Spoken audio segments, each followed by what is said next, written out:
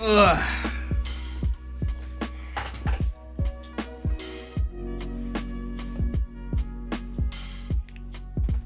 We out here. We out here. What's up, Bradley? Someone said they got Frontiers. You ain't the only one. You ain't the only one, I'll tell you that shit. Anyway, we are here for AMD.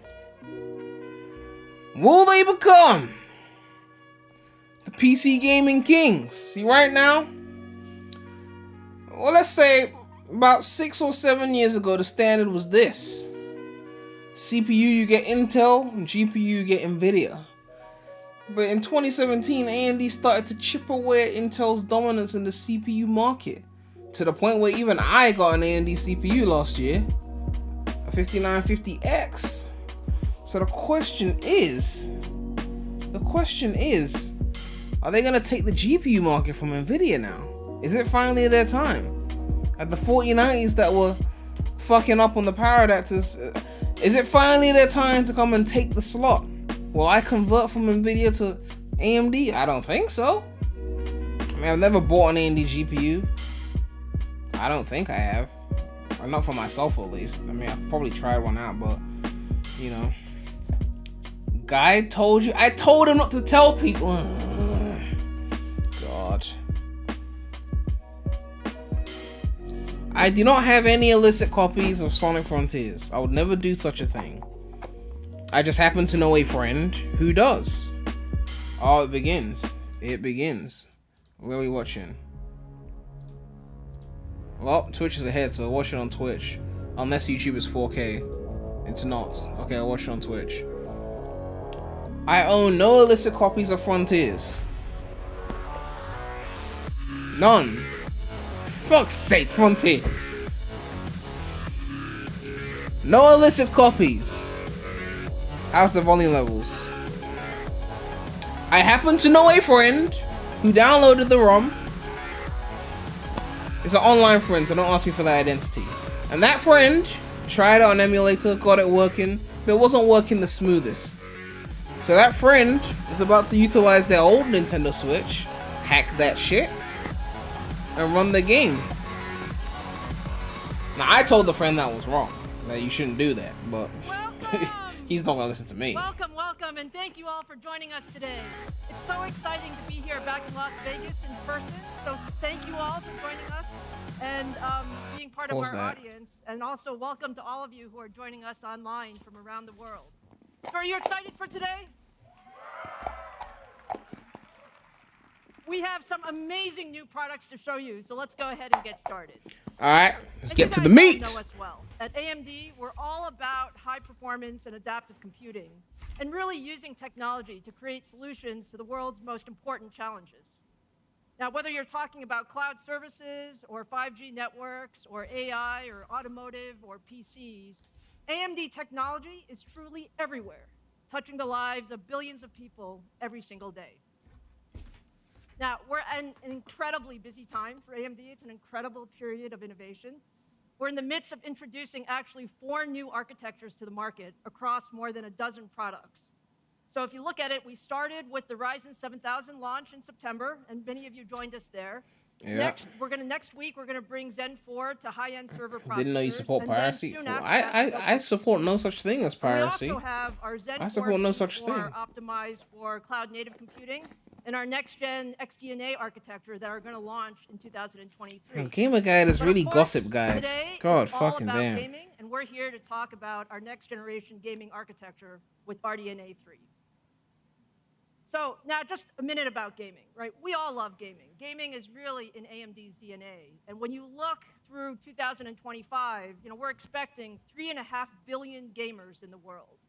And our goal is really to push the limits of gaming innovation to really provide the best solutions across the board together with all of our gaming partners. So whether you're talking about developers creating new gaming experiences, or you're talking about the companies that are serving the content, or you're playing your games on your devices, or you're a streamer that are really trying to stream those experiences to other gamers, our mission is to bring you the best experience possible for all of your gaming platforms. All right. Now, Ryzen processors and Radeon graphics are really at the heart of all of the world's most popular gaming devices, including the top gaming PC OEM Gossip systems, Guide 7 Chinese gaming whispers. services, Sony PlayStation 5, Xbox Series X and S, Valve Steam Deck. We're also bringing gaming. I keep forgetting that AMD is in all these other things. I'm like, I don't have no AMD GPU, but I got a PS5, I got a Steam Deck, you know, like. We love the DIY market for all of the PCs that you build.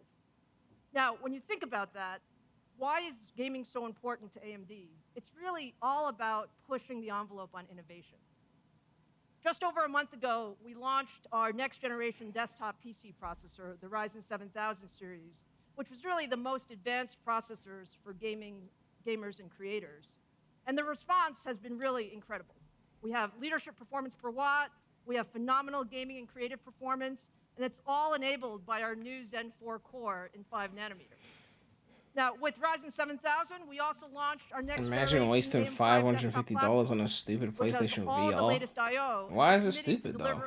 What if you want PlayStation VR? 2025 and beyond. What if you like the games on it? And we also know that people still in a major dilemma between PS5 and new gaming laptop. Price ain't that big of a difference. At the same budget, get a PS5. Seriously. For gamers. The gaming laptop will cost you more money for the same amount of power. And how we deliver the future of gaming with the world's most advanced graphics architecture, RDNA 3. So let me start and tell you a little bit about RDNA 3. We really set truly ambitious goals for RDNA 3. And as you know, at the forefront for what VR is the future, but not a lot of support in it. I mean, it's taking a good amount of time for them to just make a fucking. Like, we want more VR games that like more people give a fuck about. Done with fantastic performance, but at a reasonable power. And we also am I gonna play Ragnarok? The game got a 10 from my engine. Oh, don't spoil the review scores. I was gonna react to them afterwards. That there are a lot of faster and higher resolution displays. I haven't decided yet if I'm going to pre-order it. It's not just about the chip and not just about the card, but really what is the gaming experience we can bring? And that means new AMD software features, that means platform technologies. Guide said every Sonic 2S Frontiers now. I'm not going to be like Gossip Guide and snitch on what's going on. But let's just say, a lot of people who didn't get codes are upset, and they're taking matters into their own hands. So let me start with our chiplet design. That's all I'm gonna say. This is the world's first chiplet. The favoritism will stand no longer. It will stand no longer. You think you could do this to me? You motherfuckers! We playing basketball in Green Hill, when I get finished with you. Matching the right technology for each function. Now, Wisp program, nigga. Is a high-performance 5 nanometer technology design, and it contains all of the high-performance compute in the GPU. That includes the shaders, the display engine, and a brand new media engine as well. And then the other die is a memory cache die, and it's built in 6 nanometer process technology, and includes the memory subsystem that features the GDDR6 controllers, as well as up to 96 megabytes of infinity cache. And as a result, we have just an incredible capability with more than 61 teraflops of compute. By the way, do you guys think you need 61 teraflops of compute? We need as much as possible. We also have the world's fastest chiplet interconnect to enable 5.3 terabytes per second of peak bandwidth. And that allows us to unlock the full potential of 24 gigabytes of GDDR6. So altogether, when you put that together, we have 58 billion transistors in this design, which gives us just an incredible amount of gaming performance. Guys, I'm not doing a reaction to the new trailer. I've already seen it. I'm not making a video on that. It's cool, but it's CGI. Sounds like there's a few excited I'm not one of these dudes that like, oh my god, CGI. Let me show you for the very first time our newest chiplet gaming GPU. All right, GPU time. A Sonic Series fan, honestly, LS Mark got a code, so I can't even say it's that. Unless they didn't pay attention to what he posted, but I don't know. This may be my favorite part of my job, I think. All right, so Look, as I said earlier, we set very ambitious goals for RDNA 3, especially around energy efficiency. And I'm pleased to say that we actually exceeded our goals. So our engineers did a fantastic job. I don't know if Ricardo got a code, and we made but he's great tied with LS improvements Mark, so if between Mark got a RDNA 1 code, and RDNA 2. Ricardo either got a RDNA code as 3, well, we or he actually just played it on Mark's achieved shit. 54% I don't know, improvement in but performance you per know. watt. And when you put all of that together into what really matters, we're about building the best products for you. So today, I'm incredibly proud that we're going to announce our first 2 RDNA 3 graphics cards. The Radeon Here we go. RX,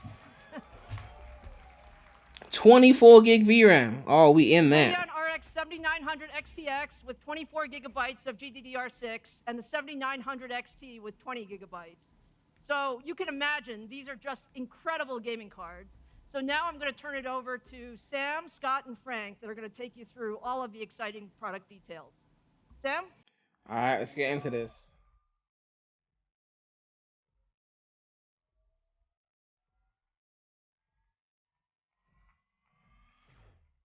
Well, thank you, Lisa. Well, as she said, with RDNA 3, our vision was to engineer the most advanced 4K and 8K gaming platform 8K, for gamers okay. and creators. 8K the new containing the buzzword. Features, performance, and efficiency to provide the I know the best 4090 could do 8K as well. To achieve this vision, we have brought unprecedented innovation to all aspects of the design. Now, it's my privilege to hit on a few of those highlights for you this morning. The first and most evident innovation is that we have leveraged our industry-leading expertise in chiplets, honed on our Ryzen and EPYC lines, to bring chiplet architecture to GPUs.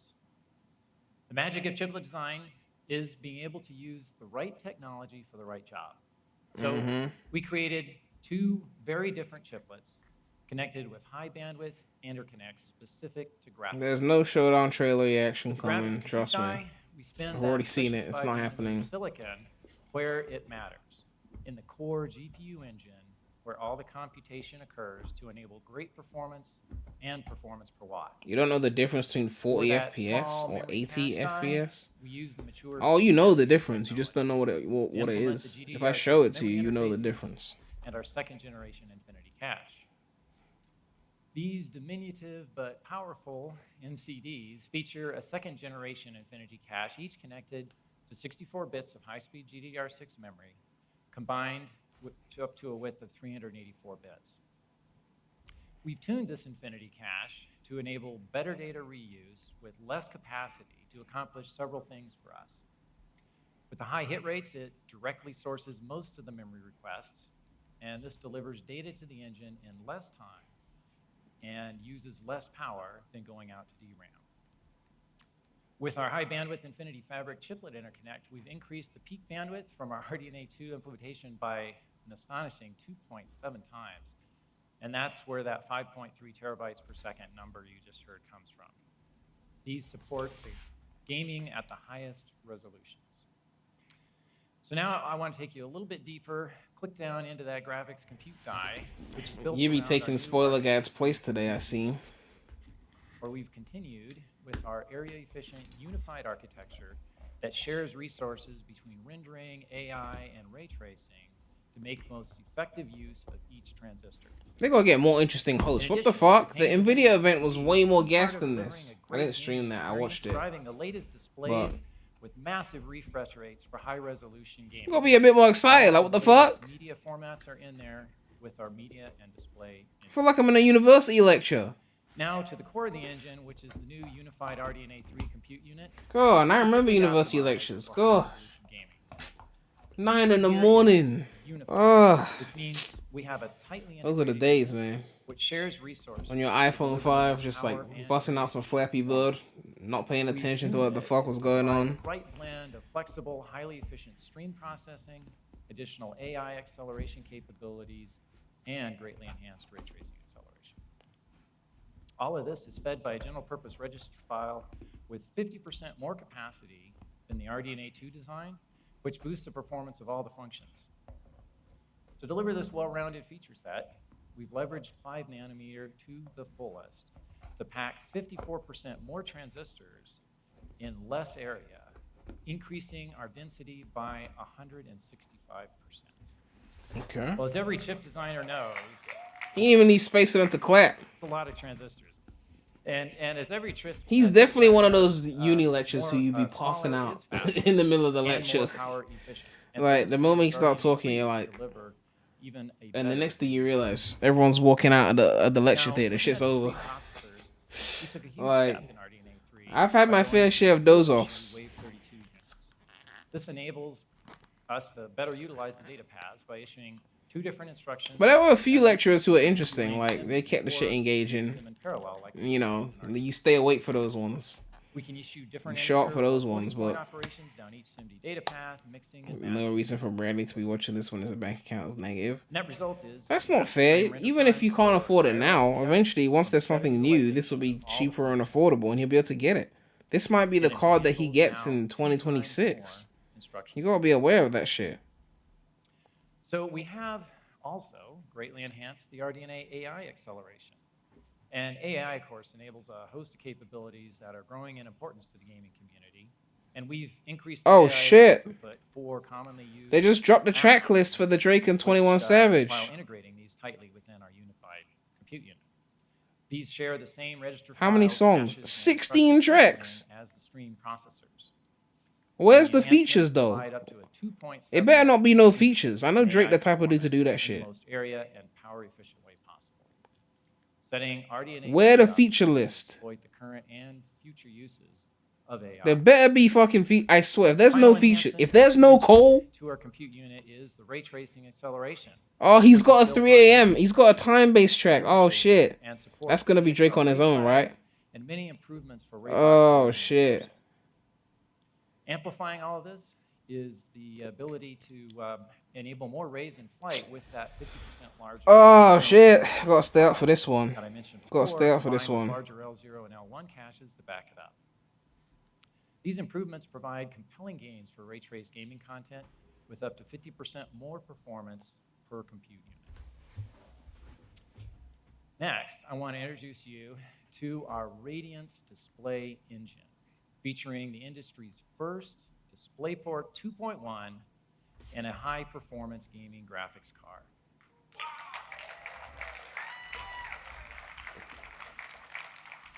This DisplayPort enables 408 DisplayPort refresh rates, 2.1. 4K resolution, Thank and up you. to 165 at 8K. Not that I use 12 DisplayPort, color but bits per channel enables an incredible 68 billion colors for amazingly realistic images and graphics.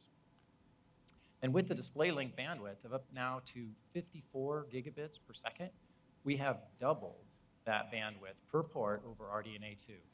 And this supports the unprecedentedly high refresh rates at the highest resolutions. In support of the latest you still on media formats and HDMI? standards, we have Man, I don't fuck with DisplayPort. I used to use that shit. It was a fucking glitchy mess. I went back to HDMI. up to 8K I'm getting 4K 144 or hertz on ADC this and monitor ADC. with HDMI. Supports AV1 encode and decode, while also leveraging AI enhancements to improve video encoding and conference quality. And by greatly increasing the frequency inside the media engine, we delivered up to 1.8x the performance versus RDNA 2, reducing export times almost in half. So now a bit more about clock speeds. These are obviously critical to performance, and most workloads that we have found and analyzed are actually more limited by the front-end work distribution and command processing than by our high-performance shader engines. So we recognize that we could utilize higher frequencies in a smarter, more power-efficient way by using our new to RDNA 3 decoupled shader engine. Ali, that's a trash take. Come to on. run only the It's front end pretty obvious that at a CLB typical was better than 2.5 honestly, never gigahertz, mind. while the shaders Why, that's operate just at a more given. efficient Okay, it's not even like a maybe. still 50% higher No, than there RDNA. is no way that Nevermind was better With than this sort of CLB. advanced No power way. management, we deliver the maximum frames per second while also saving up to 25% power.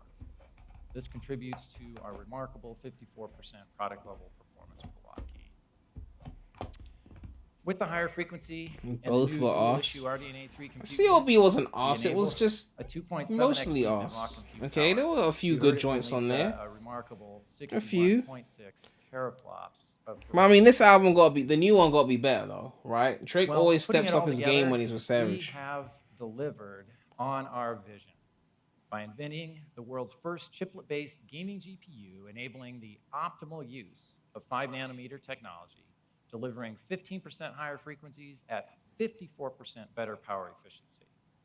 Our advanced chiplet interconnect provides an amazing CLB got one 2.7x decent boost track. in peak It's density more than one. and Stop at capping. 60+ teraflops. You're talking about Honestly Nevermind. That's the one that's got like Into one decent unified track. RDNA 3 compute CLB units had with like twice the 5. instructions per clock, enabling them Let me to see. fully utilize Champagne their Poetry, capacity, Poppy's provide Home, incredibly high Girls performance Want for gaming, Girls, ray tracing, and AI Way Too applications Sexy, in the most No power-dense Friends in the Industry, Pipe We Down, connect this rendering horsepower to the industry's Bridal first Path, GPU DisplayPort 2.1 to support The massive Remorse. There's like refresh at least rates 8 joints on there and that were encode, good. decode for all the latest media standards.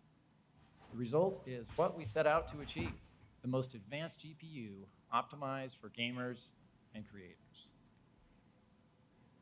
Now I'd like to hand it over to TSU. Scott, who will tell you more I about like the this first incredible part of the product. song, but I didn't like the beat switch.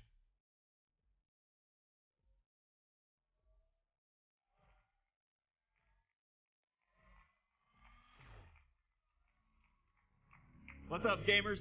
How is everybody doing today? Oh, we've been working on this for 3 years, hundreds of thousands, if not millions of hours in our engineering group. And I'm sure they're tuning in today, but I can't be more proud of what they've been able to create for you and to create for us, and it's going to be a great time. So now, I know what you want to see: performance, price, and availability. Is that right? Do you want to see that? Yes, that's what we came here for. Sounds good, but you're going to have to stay for a little bit to get availability and price, but I'll show you performance.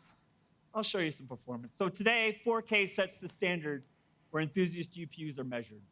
According to IDC, in the last 5 years, there is 3 times increase in shipments of 4K monitors. 4K is the Radeon new RX standard. 7900 XTX is going to be the perfect card to power your games at 4K. In pure rendering, the 7900 XTX is up to 1.7 times faster than our previous generation flagship GPU. Okay. And in ray tracing, we are seeing up to 1.6 times more performance in native 4K. What do you think? Tell that to the Switch. Now that you've seen the performance, allow me to introduce the Radeon RX 7900 XTX.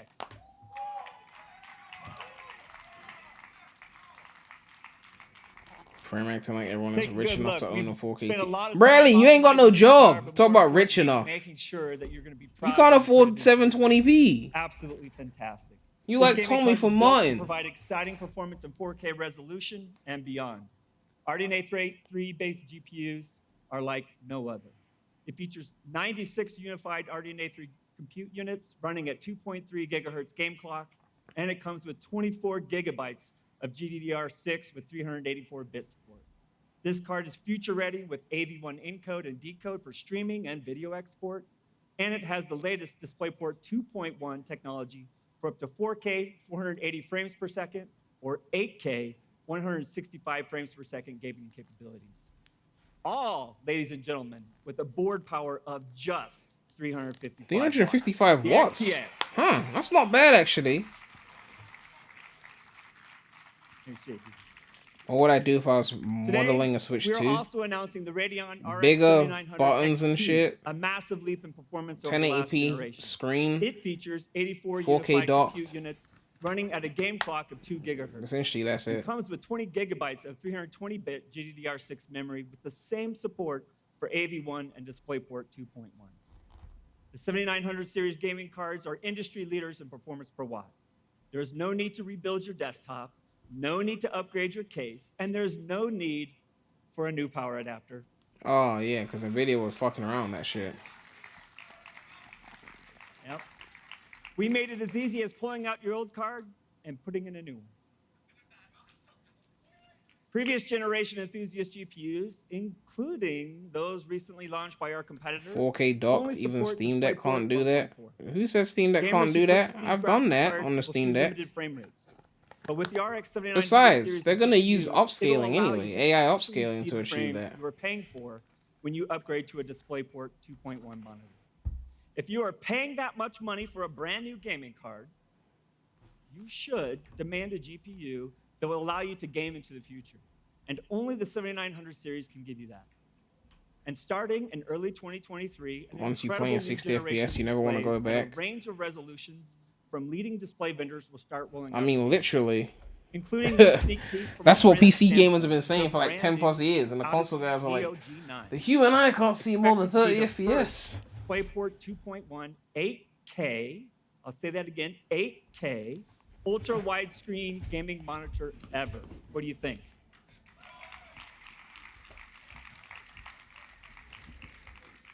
More details on the design and specs. 8K ultra wide. Oh shit, hold on. In January of 2020. I gotta send this to my friend actually. Hold on. And to power high refresh rate gaming displays both today I know he future fucks with the upgrades, ultra wide. We've developed a suite of powerful software enhancements, Let me see if I can which find includes it. technologies such as Fidelity FX, super resolution, and smart Take a access. picture of that shit.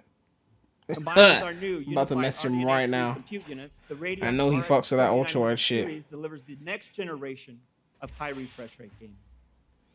AMD's Fidelity FX Super Resolution, or FSR, technology works on all modern GPUs to provide high fidelity visuals and incredible frame rates.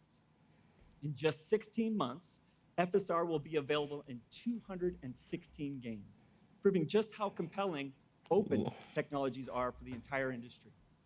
Our latest update, FSR 2.2, reduces super resolution temporal ghosting, not only the artifacts on fast-moving objects, 127 FPS towards the FSR. Horizon 5 soon. Now, 1440p gaming displays with high refresh rates continue to be one of the fastest growing choices for gamers.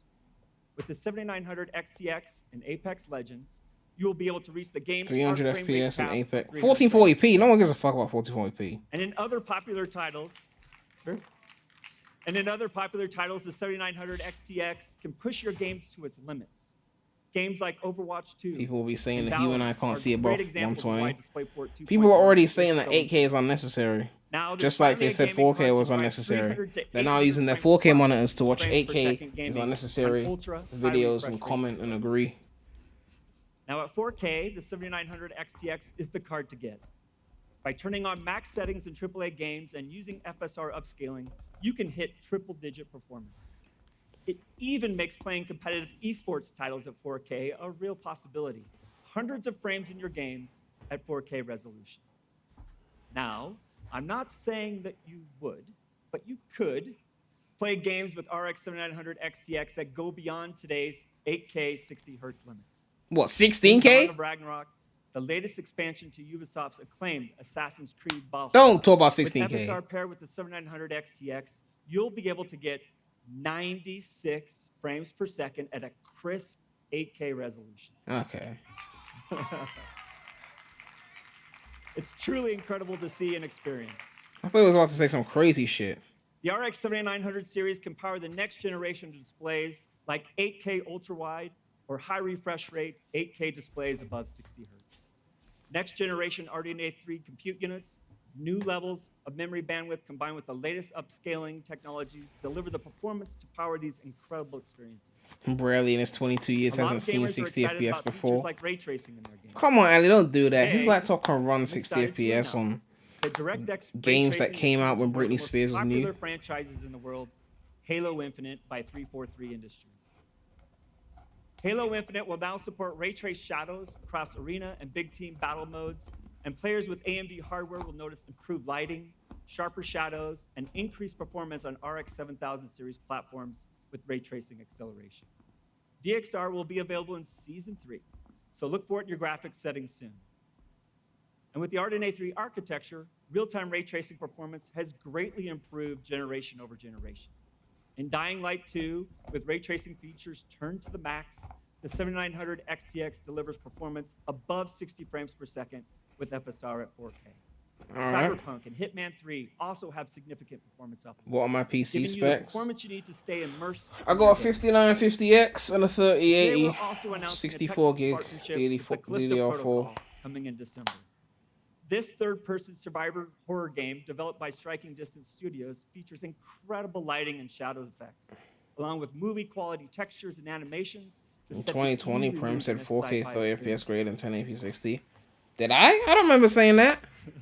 Ray tracing is used to Unless it pull was when I was textures playing Spider-Man, with because shadows, that game does look translucence, beautiful in 4K. and glossy And I think refractions about I coming was playing together that on to capture the most PS5. subtle details that create I'm giant probably like, leaps oh, of I don't want to light. play at 1080p. Fuck At that. 4K and higher resolution, the Radeon RX I think 7900 Miles Morales, is that game was optimized to so deliver fucking incredible beautiful in frame rates 4K. That was the power first time resolution. 4K gaming really felt Now next, we truly are special. also announcing a technical partnership with Luminous Because I've had Productions 4K and since their action 2016. RPG, But like, Forspoken, you're just launching playing in 7th January. gen, maybe early 8th gen Luminous games in Productions has created 4K. some It's not truly the same breathtaking as playing visuals something like in a a Miles fully Morales at realized 4K, fantasy which is world. designed for Powered in by hybrid textures. ray tracing for realistic When I lighting, saw Miles Morales shadows at on the 4K, I characters was and like, this environments. shit is fire. Forspoken looks and runs incredibly fast thanks to its implementation of Fidelity FX features, including FSR, variable rate shading, ambient occlusion, and downsampler, all optimized for Radeon.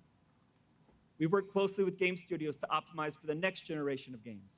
At Ubisoft, Snowdrop has been in development for over a decade and is one of its most important gaming engines. This is the same engine utilized across a variety of PC and multi-platform titles, from Mario and Rabbids Sparks of Hope to Tom Clancy's Division 2. By the way, one of my personal favorites, Long Live the Bullet King. If you play the game, you'll know. Today, we are announcing our partnership with their next generation engine.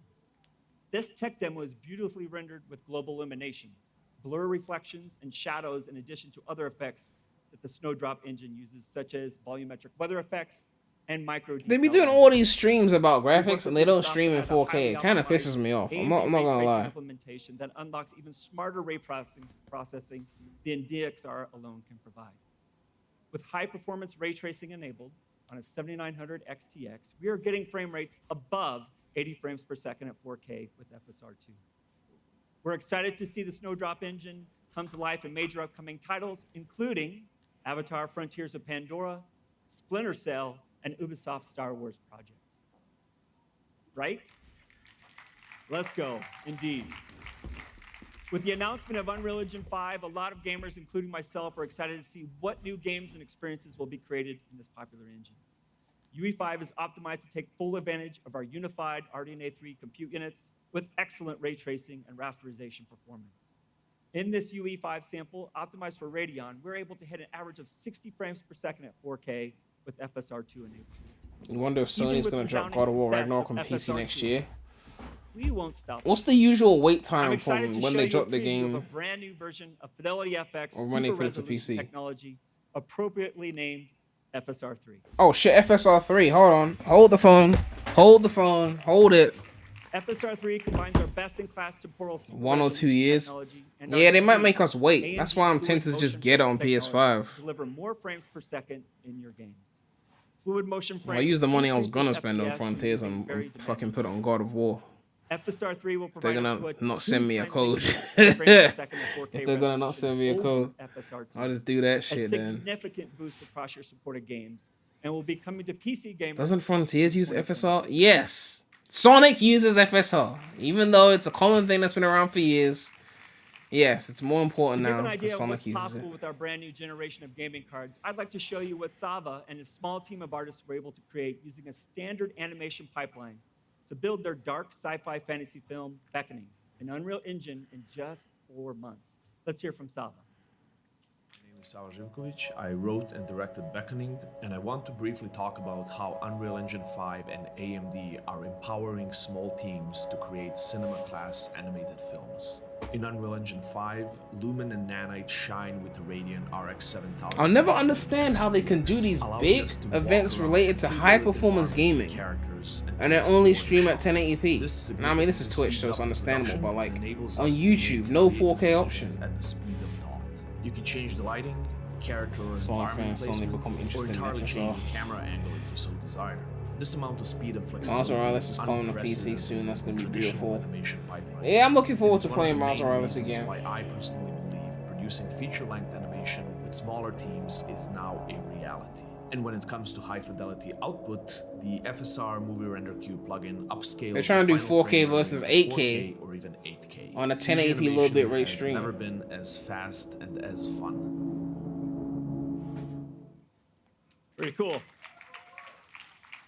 By the way, in reviewing that video, it sure does make it look easy to create a new movie, doesn't it? But it does. I don't think it is. The Radeon RX 7900 series are the most advanced gaming GPUs.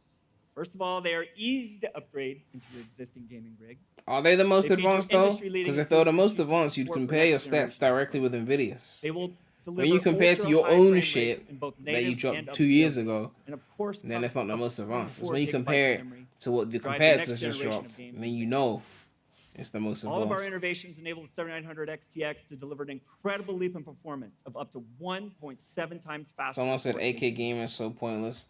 Now, That's what let they me said invite about Frank Azorn to the 4K, stage to and show you how 4K the is now Radeon becoming RX the new 7900 standard. series powers the next generation of gaming and streaming experiences. Frank? Didn't realize AMD's thing was today. It's at W.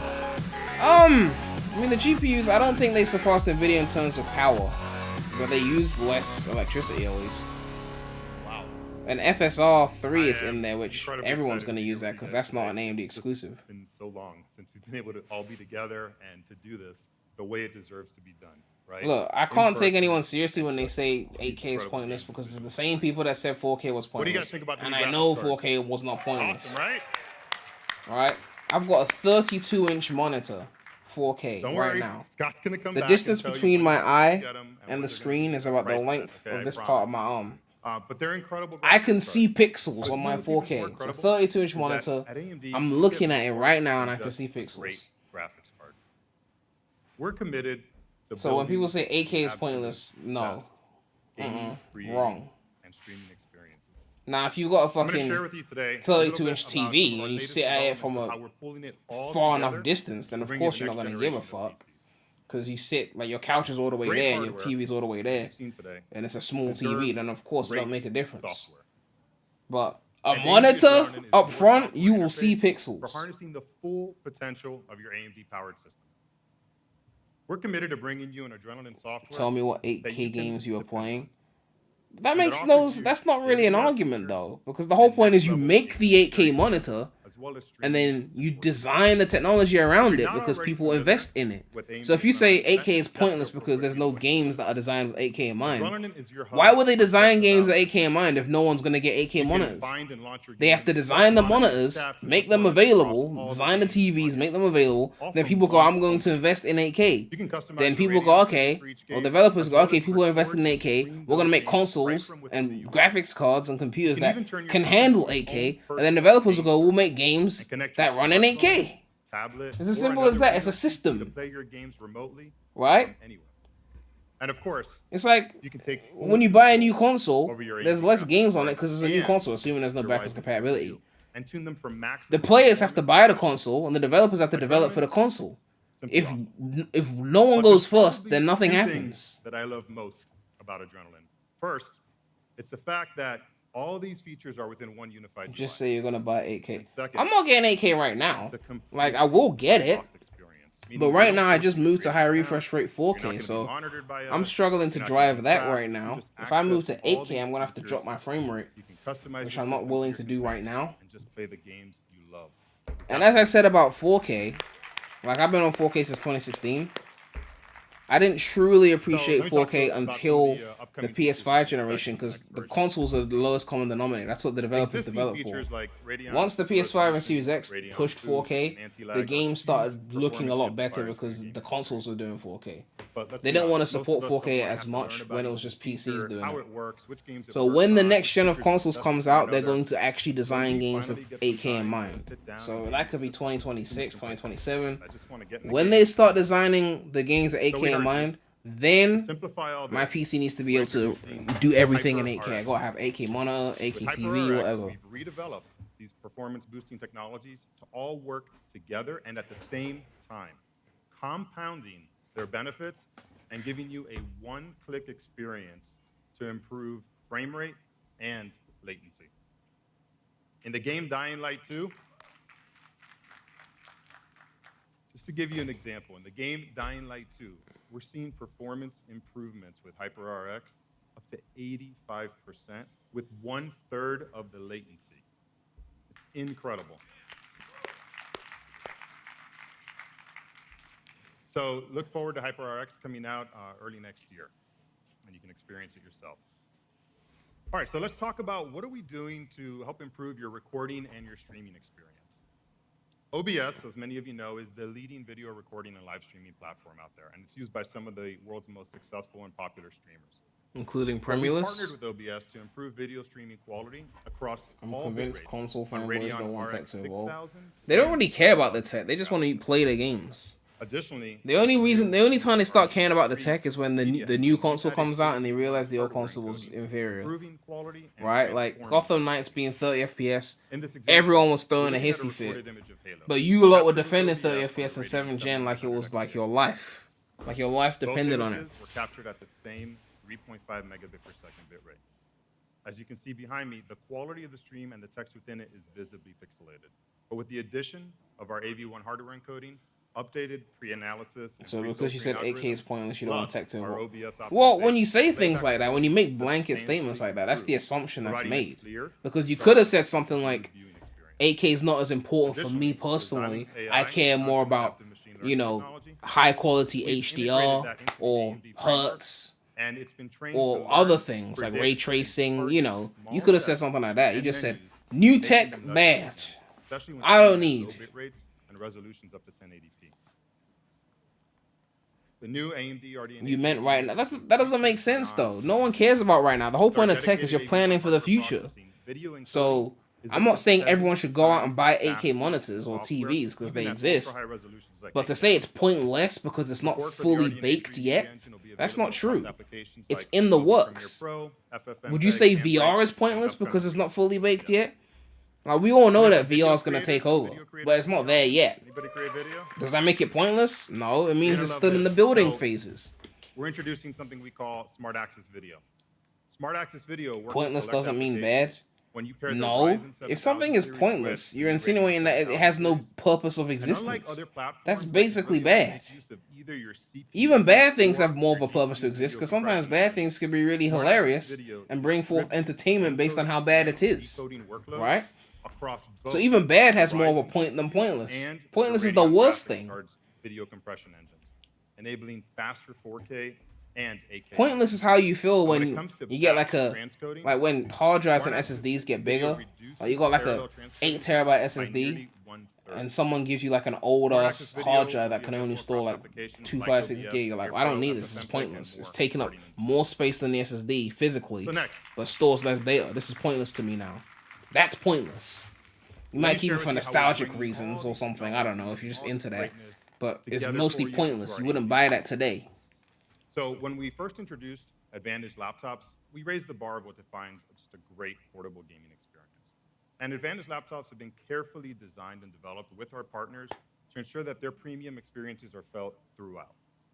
Multiple models of these laptops are available in Someone market else right said now VR is from the trash. different Why OEMs. play trash games on the eyewear And look, thing when you nothing can play compares real to video building games on real your own desktop consoles? if you can. All right? Oh But god. for those of us that maybe don't have My the time, chat is the stuck in experience, 2012. What's or the going will to do on? so right now, 2012! we've applied the great AMD Advantage design framework that we applied to laptops originally, and we're bringing that to desktops. I've used We VR, partnered with and that several shit is leading unlike integrators anything I've ever to bring you experienced, turnkey okay? solutions.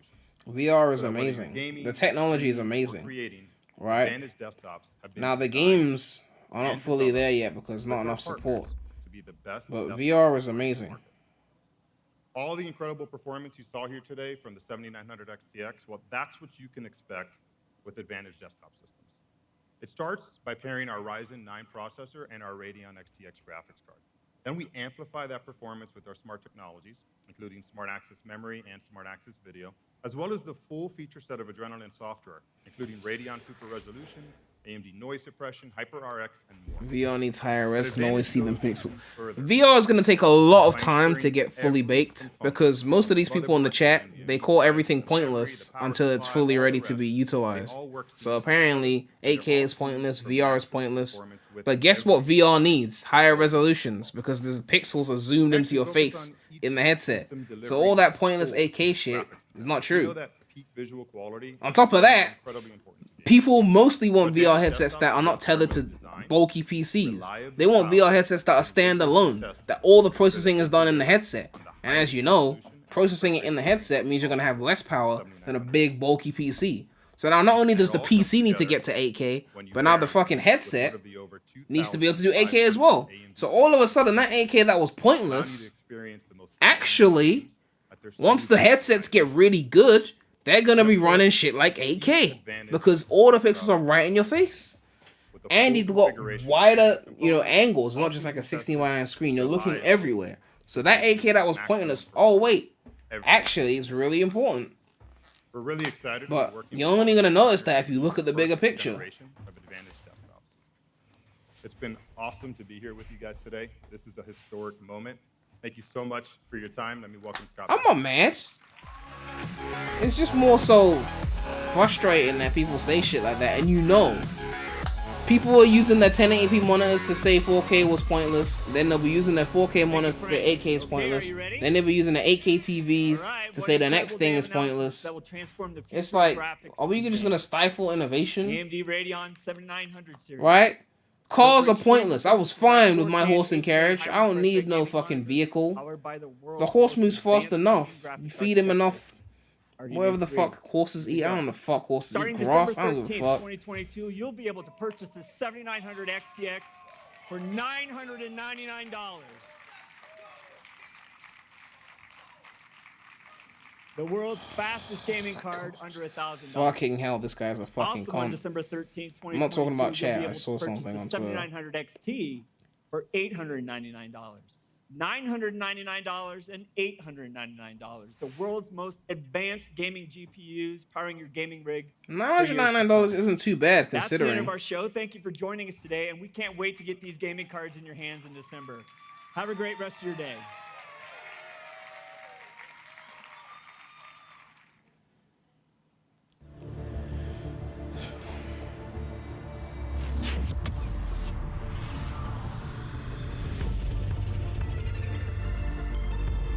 Fucking hell. Fucking hell.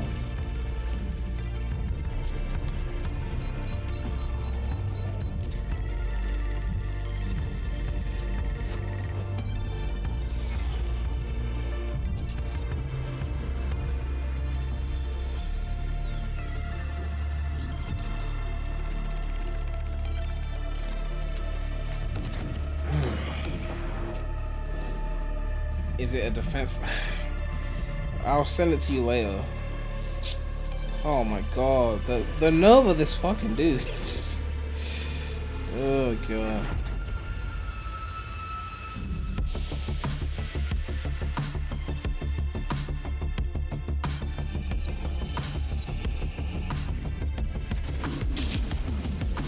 Come and chat some shit like that.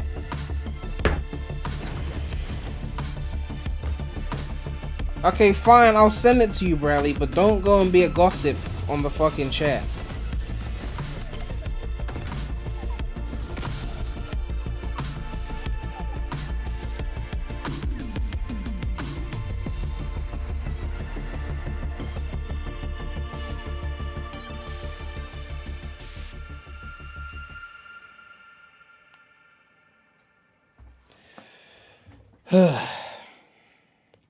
Prem, you missed Sonic. Ugh, for fuck's sake. Fine. Let's take a look at the Sonic. Where's the Sonic? Really? This? This is what I'm... God. Relax. We got better things to look at. God of War Ragnarok. IGN. Someone already spoiled it for me. But apparently they scored it at 10. Let's see what Igan has to say. About time.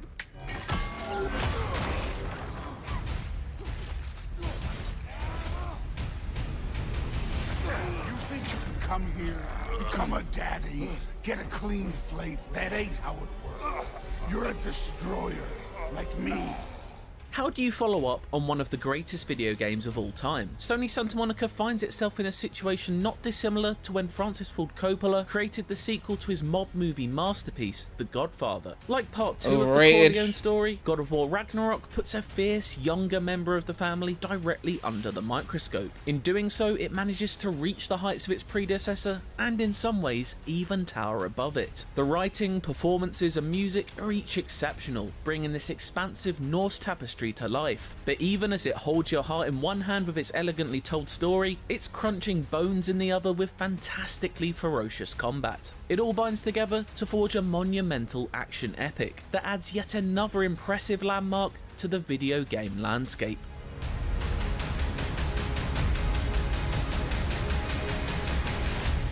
You've already taught me discipline.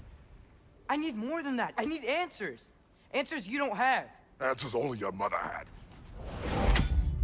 Keeping things broad Kratos and aged spoiler-free, seriously. Kratos' story picks up a few years after the final revelations of 2018's God of War. The apocalyptic Ragnarok is coming, and its events circle around his son Atreus like one of Odin's ravens. Ragnarok wastes no time in stepping into the action, and after a breakneck opening battle, the first step of this new journey is to leave the frozen realm of Midgard behind and find a missing Norse god in the broader and varied universe. It may not be as tightly a told story as 2018's, but Ragnarok has much grander designs. They're saying This the is story a is inferior. sprawling epic that always keeps things on the move without ever becoming disorientating, gluing me to the edge of my seat as it repeatedly toyed with expectations. It's an ambition regularly met by stunning execution, with a momentum that never slips as you hurtle towards its bombastic ending. This journey took me just over 28 hours with a fair few side quests completed along the way, but with plenty still left to do afterwards. Prophecy and sacrifice swirl at the story's centre, as it repeatedly prods at the concept of destiny and whether blood runs thicker than the ink that pens it.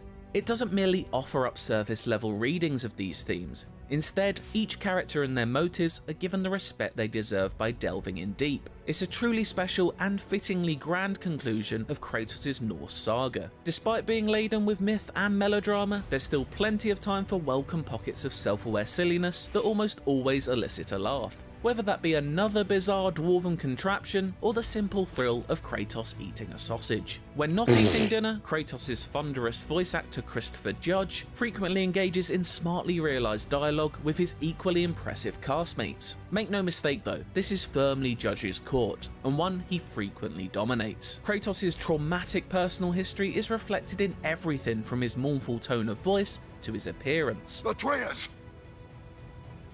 Listen to me. His Icarus wings are long since clipped, but his complexion is still pale, like a square of wall where a family portrait used to hang. The everlasting cycle of violence between parents and their children has long been a theme ever since the original God of War trilogy, although one that was only truly emphasised in 2018's revival. Now it's an inescapable fixture of Ragnarok, an exploration of the rawest and most human of emotions, and what happens when they are channeled through superhuman vessels. Pain leads to anger, anger leads to hate. This is the genesis of the stalking threat embodied by the incomparable force that is a grieving mother. Portrayed incredibly with a newfound fury by Danielle Bisutti, Freya is a striking presence to be reckoned with in the sequel. No longer just a helpful witch in the woods, she's given a whole new spectrum of emotional depth to play in, and Ragnarok is all the better for it. Each character is given their own moments to shine throughout. Sunny Suljic fires back regularly with the sharp teenage tongue of a brasher, more confident Atreus, and Alistair Duncan's severed head accessory Mimir continues to provide levity and exposition in abundance. Ah, back to smashing through things for fun and profit. Lovely. Various newcomers to the vastly expanded cast also deliver fantastic performances, with a particular standout being Leia Hayes, radiating infectious energy from the mysterious Angerboda. The foul-mouthed Brock and skittish Sindri provide pockets of humour, as well as a lot of genuinely helpful info along the way as they play a much more central role in the story this time around. Also returning is composer Bear McCreary, whose score, like the Dwarven Smith brothers, goes hammer and tongs from the first moment to the last. There's some truly beautiful music to be heard along the journey. Rarely so as well as mad seeing that explosions people of enjoy the raw new games. orchestral power during intense fight scenes. Layered writing, impeccable acting, and stunning set design are all crucial aspects in driving God of War's filmic aspirations home, but they're also never let down by the rock-solid technical craftsmanship at work. The one continuous camera shot style of 2018's reboot returns, impressively snaking through the entirety of Ragnarok as if mimicking the world serpent Jormungandr himself. My goodness, what a strapping physique. Capable of an astounding variety of acts of violence, I imagine.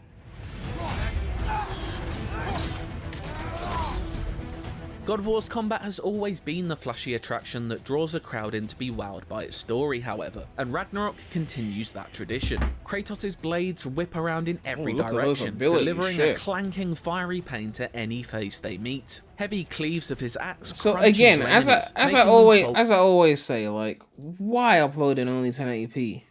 Let me check the God of War Ragnarok PS5. It's only on PS5, right? Wait, is there a PS4 port for this? Oh no, it's got PS4. Okay. Oh, graphics comparison.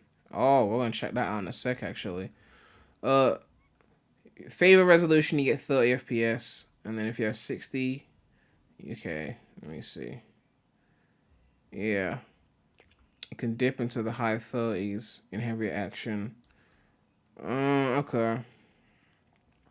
You can turn on the game and push about 40 FPS.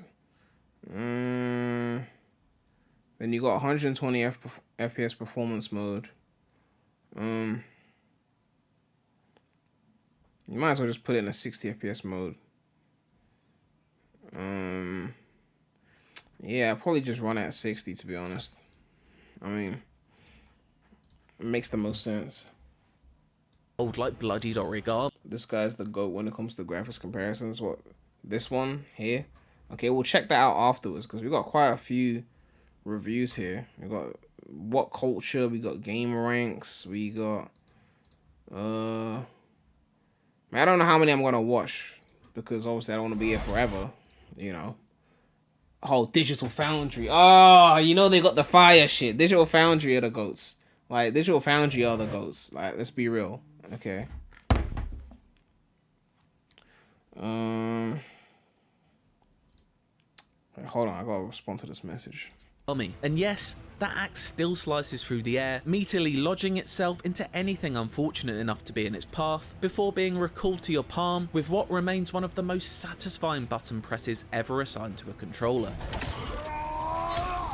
It's all unapologetically fast and undeniably glorious, harking back to the brand of frantic action in which the series was originally rooted. But even with that slight shift to old school action, Ragnarok's eyes are still drawn more to the shimmer of Nathan Drake's gold rather than Bayonetta's platinum. Cinematic spectacle takes precedence over the chaotic, bordering on cartoonish action of old. The axe feels largely on Santa Monica Twitter, they put up a chart with the performance modes, but there's no 120 FPS. Is it recent? Like, can I go and see it now? Let me see. For fuck's sake. Ragnarok performance.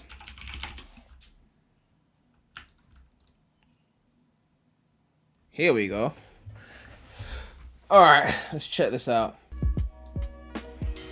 PS4 standard, you get 1080p 30. That's it. Pro, if you favor quality, you get around 1440p 30.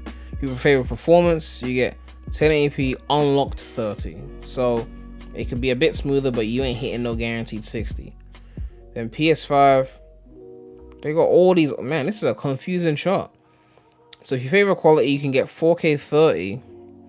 Or you could get 40 FPS at 1800p to 2160. So that's native 4K, no tricks, 4K 30. And then this one gets 40 with some HFR, which I think is one of these upscaling, AI upscalers. And then this one's like 40 FPS again. Oh, shit, you can get 1440p 60. So HFR, what is HFR again? I need to remember.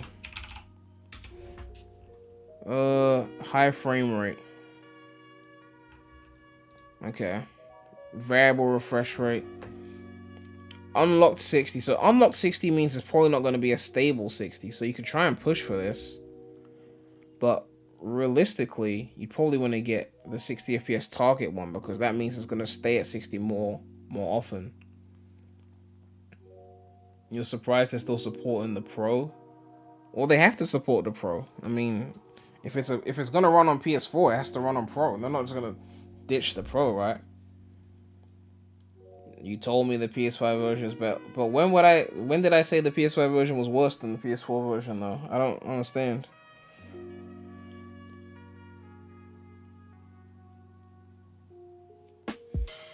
Hey friend, just wanted to say that I've been watching you for a while and I love your content. I normally get a lot of racist comments from my classmates, but watching you makes me happy. Just want to say keep up the good work. Thank you for watching. And don't worry about the racist comments because those people are fucking pricks. Okay? I'm not going to sit here and say I really had to deal with that because, I mean, I only had a few racist encounters as a kid. And then I got sent to boarding school in a school in Africa, so, you know, I wouldn't have had to deal with racism there. Just regular good old fashioned bullying, but, you know, bullies fucking suck. Alright, let's finish this IGN video.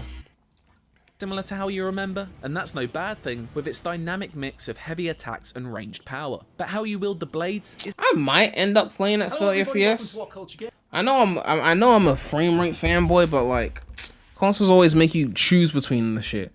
I'm probably just gonna do the native 4K 30 mainly because 1080p fucking sucks at all. It's a 32-inch monitor, so 1080p really just be looking fucking shit at that size, right? So I might just have to do 4K 30, knowing that it will come to PC in like a year or so, and then I'll play it at fucking 144 hertz by then. So like I'll get my revenge essentially, you know. But yeah, that's what I'm thinking. is noticeably different. There's a greater emphasis on using them to hook enemies and maneuver them around the arena, whether that be dragging them in towards you or juggling them in the air like the hottest of potatoes. They're much closer to how they felt in the original games, a nostalgic moveset with a brilliant modern edge. Both weapons have new tricks. You hear that, Bradley? They said it's closer to the original game, so you can stop bitching. To hook enemies and maneuver them around the arena, whether that be dragging them in towards you or juggling them in the air like the hottest of potatoes. They're much closer to how they felt in the original games. And you tried 40 on the Steam Deck, it feels 90% of the way to 60. I tried it on Spider-Man. I guess it felt better than 30. I wouldn't say it was like 90% of the way to 60, but it definitely was better than 30. I'll give you that. You know. But yeah, I think the Steam Deck is good. It's just I do be missing 60 on some of the more recent games. It's a bit hard, you know, to go back again. Nostalgic moveset with a brilliant modern edge. Both weapons have new tricks to show off too. You can Frost Awaken the axe by holding in the triangle button to power up your next attack, or mash the same button while the blades are equipped to ignite them. Even the shield is now more of an offensive tool, and different types can be bought and crafted to fit your playstyle. Runic abilities, special cooldown attacks assigned in your inventory also return, and while there isn't the same abundance of choice I love this weapon. each is devastating. I haven't finished the first game yet. I'm still playing that, so I don't know if it's in the first game, but like that shit.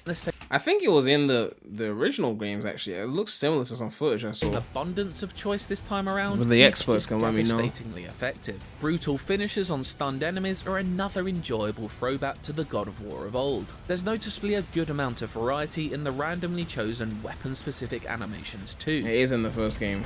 Yeah, I don't think I got that far. Movement is further emphasized by the way you can now grapple up from a distance. Yeah, those of you who actually beat the first game, like, you can let me know how far I am in the game, because I don't think I'm that far in, but I'll just point to like where I got to in my last stream, and you can let me know,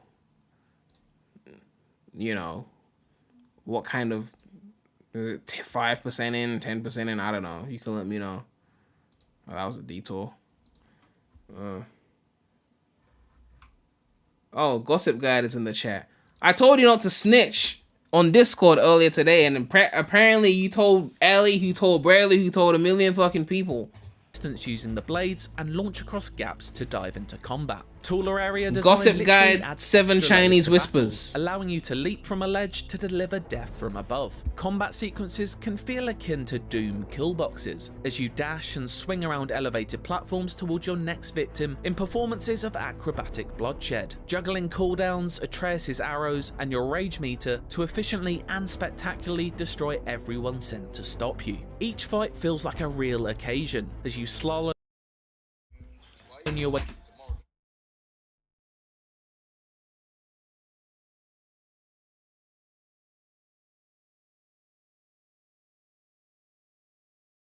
Hold on one sec.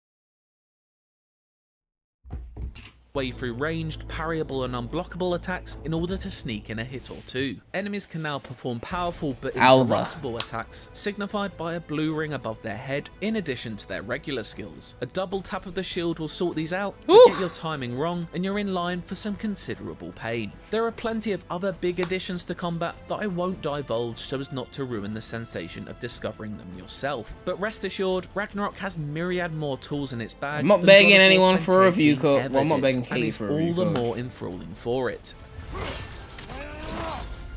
It all feels exceptional when in full flow, often mesmerising with its top-tier action drenched in rhythmic brutality, and is quite simply the best combat I can remember playing in a game. And that just goes for the regular fights. Boss battles are of both a higher quantity and quality, including one encounter that makes the opening Stranger fight from 2018 look like a playground scuffle. It's not just the story bosses either. We're reacting to the reviews, stop giving me all the scores! Spoiler guide, my god, like reacting! Bastards called Dreki on more than one occasion, which were a real event to fight and more of a challenge than 2018's Trolls ever posed. It's great to see sprinklings of that old school monster mayhem thrown into the mix, which manages to successfully offset some of the more serious stretches of the story. Smart new puzzle ideas are consistently introduced, and building complexity puzzles in the first game were really more good. abilities are added to your arsenal. They're often fun and never in danger of slowing your progress to the detriment of the plot. But even so, Atreus or Mimir can't help but come in with a hint far too early and sometimes rob you of that satisfying aha moment. It's a very rare annoyance in a world where normally every last word is a joy to listen to.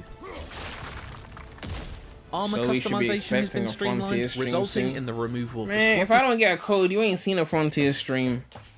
If I don't get a code, I'll fucking stream Ragnarok, and then I ain't got time for this shit. They're gonna shove me to the side. They're gonna shove me to the side, and I'm gonna stream it day one, like while everyone else has gotten it for free 2 weeks earlier, and I'm gonna sit there and just stream it day one like a fucking schmuck. Like, system for a more straightforward upgrading mechanic. Give me my shit. Enchantments are now placed inside a separate amulet rather than spread over various pieces of gear. This division makes seeing what you have equipped easier and means you aren't lost delving into too many menus within menus. This also means you can upgrade a Hey, ring in. Hey, ring it. Hey, ring in. Hey, ring in. Hey, ring it. Hey, what? Yo, John Donuts with the £20. Show my support, fan of the content. Thank you for the support. Thank you so much for the support. I appreciate the donation very, very much. I don't think I've heard that donation music in like ages, especially like the longer one. It's been a while. My god. Oh my god. piece of armor and take it with you through your journey if your playstyle happens to perfectly click with a certain set, or you just love how it looks. I've got no reason to lie about review code. Look, if I had it, I would say I have it. I don't have it. Okay, I've applied, right? There's like multiple tiers of this shit, right? When it comes to review codes, right? Let me give you the lowdown when it comes to review codes. This is the hierarchy. There's those who will just never get one. Maybe your channel's too small, or they've been blacklisted or whatever. There's those who will never get one. There's those who will get it after the game out. Like, they don't give a fuck about you before the game out, but after the game out, you get. That's usually where I am when it comes to Sonic. And then there's the third level, which is you get it early, but you gotta ask for it. Like, you know the right people, you can go and ask them, and you get the game early before release. And then you got the highest level, which is you don't even have to say shit. We'll come to you, we'll message you, we'll tell you to go to fucking Hawaii to play the game early, and we'll send you a code. Please cover it. That's like the highest tier. So there's 4 tiers. There's you ain't getting shit. There's you ask and you ain't getting shit until after it's released. Then there's you ask and you get the shit early. And then there's the you don't say shit, we'll come to you and beg you. Okay? 4 levels. I'm barely level 2. If I get a code, it's probably gonna be after the game out. Unless certain things I'm working on actually happen. But, you know. Any Sonic 2 who didn't get a code, who asked and didn't get a code, is because you weren't on the get it early list. Put it that way. You're on the, once it's out and the reviews are out, then you can get it. But you ain't getting it 2 weeks before. You ain't beating it early. We don't trust you with that, you know.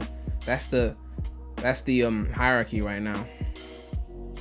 Anyway, the bigger you get, the higher up you work, right? But even then, if they don't like your opinions, they might try and stay away from you. But in the end, you just make it worse, right? Because if someone is seen as negative and you don't give them a code and they pay for it with their own money, they're probably gonna be more negative, because now they feel the money they spent, and they're like, if it's not good, it's gonna hurt them even deeper than if they got it for free, right? It's easier to make excuses for a game you bought for $5 than a game you bought for $70 versus, I don't know, a game you got for free. So you gotta think about all that. Like, you know, Fidel didn't even get a code. Dude's the most positive guy about the game. He's got a good. I mean, if he didn't get a code, then, you know, some may argue that, oh, well, people want to see him play it live, so it would ruin things. And while you could argue that's true, still, right? A code would have been nice. That's what I'm saying. Like, it would have been nice. But that's how the game be. You know, that's how it be. Weaponry, which can be upgraded, as well as fitted with attachments such as individually named hilts and handles, each with their own perks and bonuses. Who wouldn't want to play with the Stonecutter's knob, after all?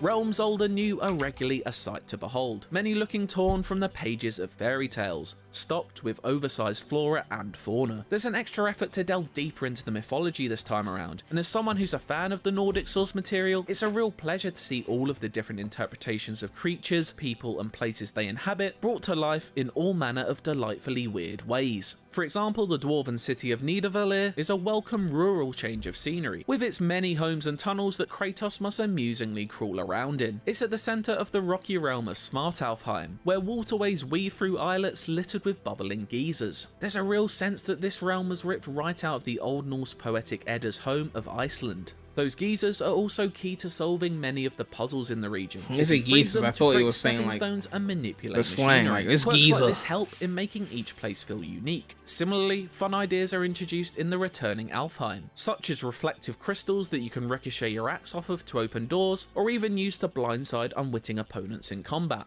It's a further example of not only each realm looking distinct, but also feeling distinct to play in from one another. Every location almost feels like a puzzle box that you're gradually unlocking through a combination of brain and brawn as you make your way through it. These worlds bring with them dangerous new threats. If there are any faults to be found in 2018's revival, then modest enemy variety may well have been one of them. However, there is no such issue in Ragnarok, with its bestiary vastly expanded to accommodate all sizes and shapes of creatures. Familiar foes such as Draugr and elves have made their way across, but this time they're joined by creatures like Grimms, which, you guessed it, are pretty grim, scuttling toad people. Then there's a personal favourite, the Einherjar, Aesir warriors who harness the power of the Bifrost that makes a section of your health bar glow before removing that chunk on the next hit. There's an engaging but never unfair difficulty curve throughout as you're met with progressively greater threats.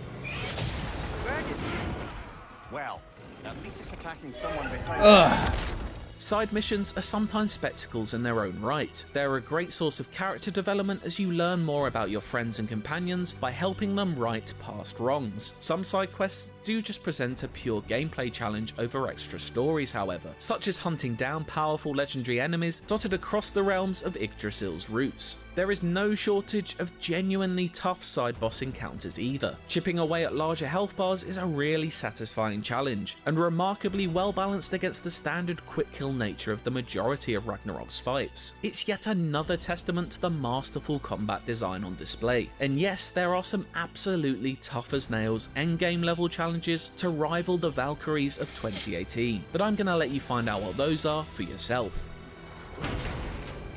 There's a substantial slew of collectibles to clean up as well, with Odin's ravens, puzzle chests, artifacts, and much more to find in every corner. There's a ton to be done after the main story has been brought to a close, all of it incredibly moorish and fun to complete. Ragnarok never once rests on its laurels, throwing new ways to play at you until the very end. Despite having a seemingly endless amount to praise here, I really have barely scratched the surface of what God of War Ragnarok has to offer. I'm deliberately omitting dozens of secrets and surprises. I wouldn't dare spoil what's lots to come for anyone booting it up for the first time. But rest assured, there are both huge story moments and fresh gameplay additions that live up to and often surpass expectations. The combat is so Taken solid, all together, man. So much like solid. The Godfather Part 2, God of War Ragnarok delivers not only a chapter that reaches the lofty heights of its predecessor, but leaves it impossible to imagine the series without it.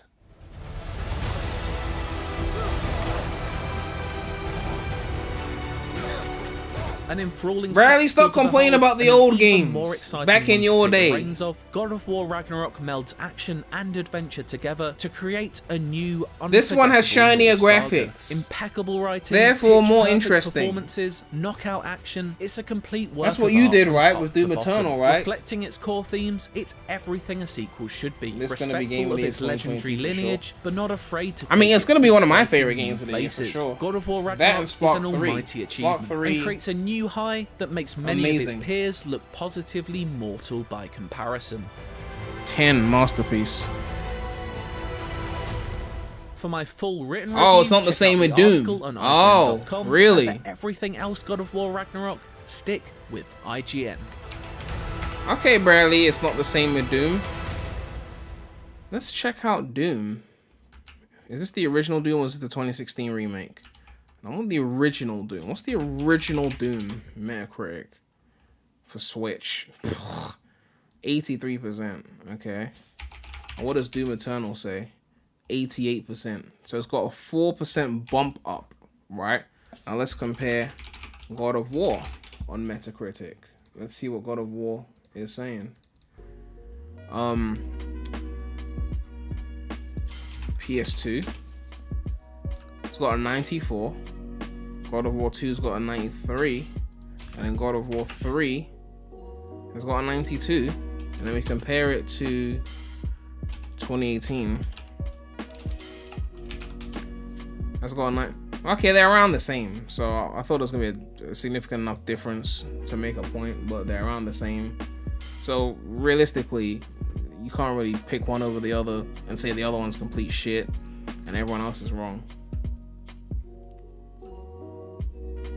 Bradley, the L is for you though. What the fuck? Ugh, God. Let's check out these graphics options, right? Actually, let me see Ragnarok right now since everyone wants to spoil the scores. Let me just check right now. 94%. Which the 2018 one got also 94%, right? Yeah, so you got the same score in the sequel. We'll see what the user scores get, but... Okay, Gamer.no 100, despite its shortcomings and eagerness to wrap things up. How the fuck are you gonna give the game 100 and start the review despite its shortcomings? Like, if the game a masterpiece, that's not the first thing you say, right? Despite its shortcomings, you'd be like, it's a masterpiece. Any cons are minor, not despite its shortcomings. That sounds like a game that's like a 85 or something. An eagerness to wrap things up. Are they suggesting that it's shorter than the original? IGN Adria. Where is that? I don't even. There's so many IGNs. What the fuck is IGN Adria?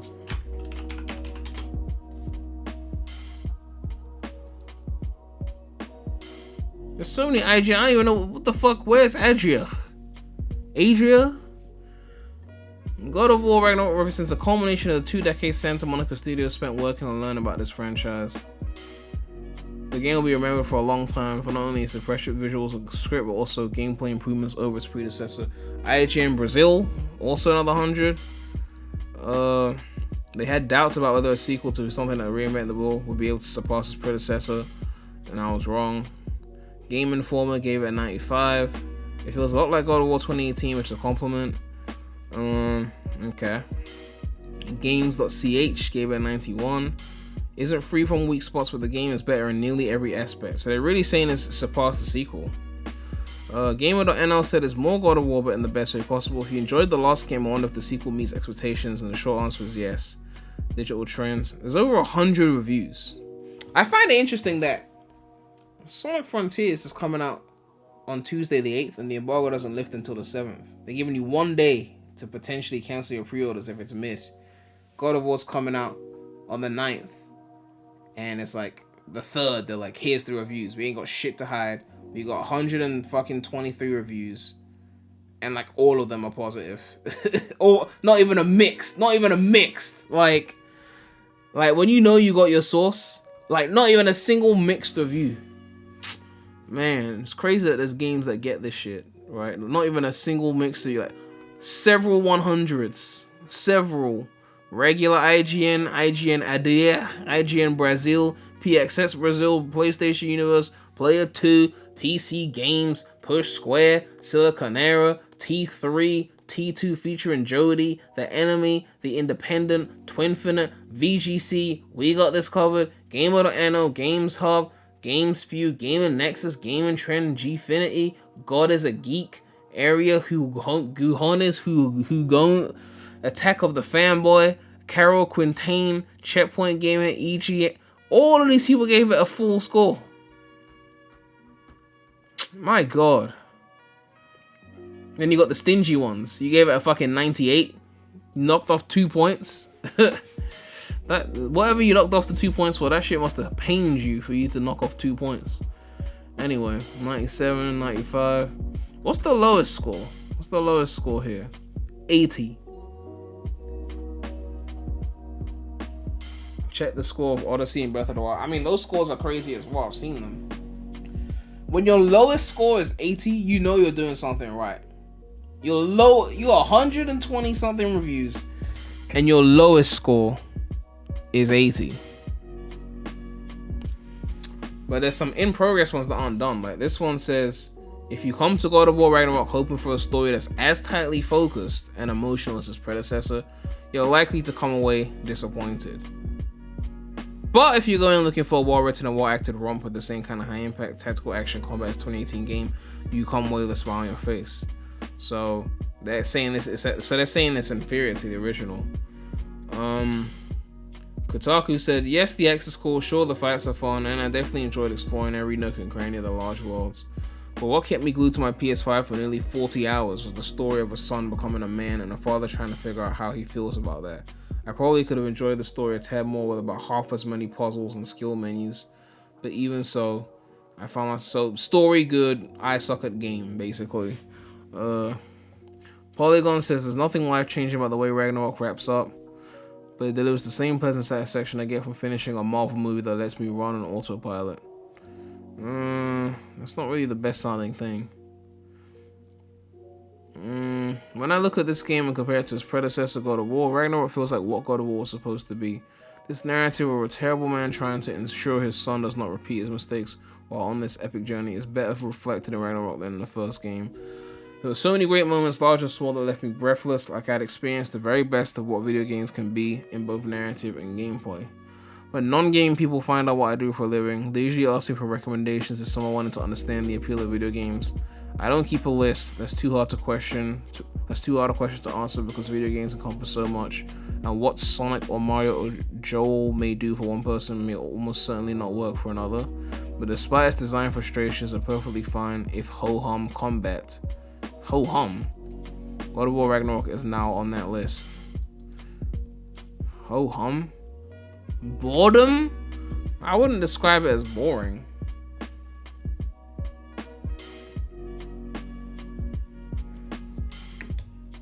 Yeah, I mean, comparing God of War to a Marvel movie was not a good look, especially since Phase 4 is fucking mid as fuck.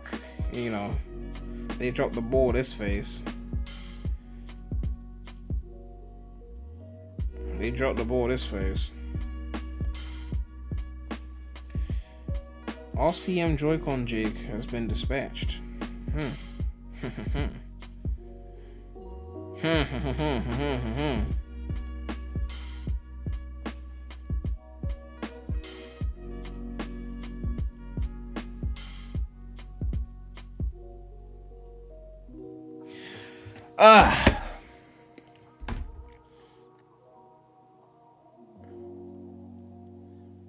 I know Bradley isn't talking about watching a movie when he was struggling with Team Roast. Anyway, let's check out this graphics comparison. I mean, I should really watch Digital Foundry because they're the goats. I'll skim through this one and I'll go to the real goats, Digital Foundry. Resolution mode. Performance mode. This is, yeah. This is all 30 FPS. Friendly Neighborhood X2000. Where can you play the old God of War games? Bradley sucks their dick, so he should know exactly how to play them. As for me, though, I was playing it on the PS3 emulator, RPCS3.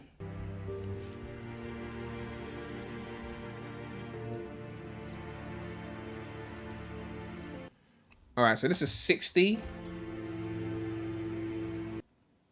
So this one's 1440p 60, unlocked frame rate. And then this one is dynamic resolution.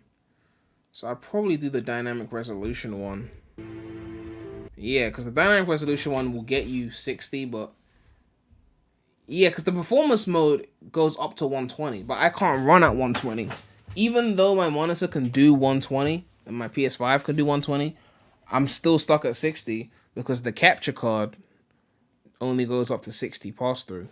So I won't actually get to play at 120. So I might as well just put it on this mode here and get the dynamic resolution fake 4K, but still get 60 FPS.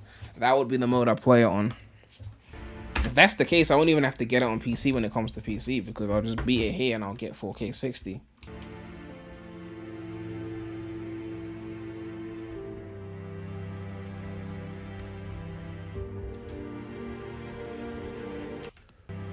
Alright, so that's PS4. So this is how Bradley's gonna see it. And then this is PS4 Pro. Yeah, you can see the difference in resolution. Then PS4 Pro performance mode. PS4. Oh, that's so sharp. Fuck. Yeah, there's definitely a difference in sharpness between the... Hey, ring in. Hey, ring in. Hey, ring in. And they entree with the £2. They have to drop Frontiers the day I have uni. I mean, the game's still gonna be there, okay? I mean, sure, if you can't beat it day one, you beat it day two. You know? But it won't be the end of the world, right?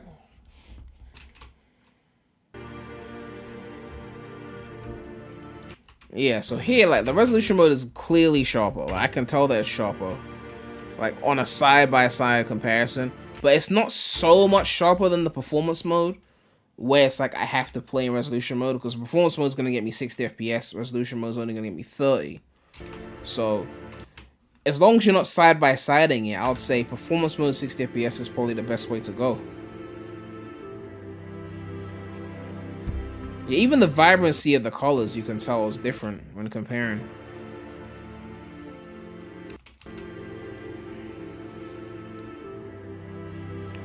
Yeah, resolution mode is quick. Yeah, it's the additional details as well. You see that? So like on PS5, you can see there's additional like rock patterns and shit over here. And then you compare it to like PS4 and it's all gone.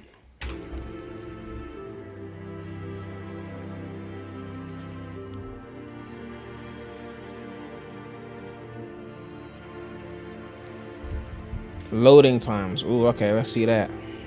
PS5 gonna be like 5 seconds max. 6 seconds, 7 seconds, 8 seconds, 9 seconds, 10 seconds, 11 seconds max.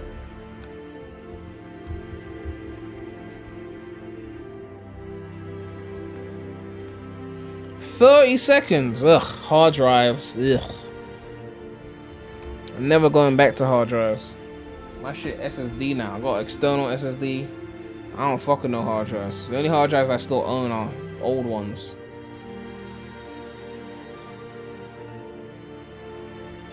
God of War signed their own death by releasing it right after Sonic Frontier. I'm sure they're super worried right about now. Even though their exclusive game is gonna outsell a multi-plat, I'm sure they're super worried. Draw distance comparisons. It's not too different here.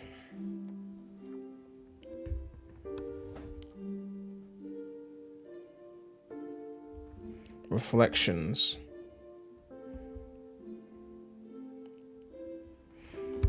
Yeah, I think I'm pretty much sold. I'm sold on the performance. I think play it at PS5 performance mode, 60 FPS, fake 4K. You get the best of both worlds, or you get the best middle ground. You get the 60 FPS, and you get the what's it called?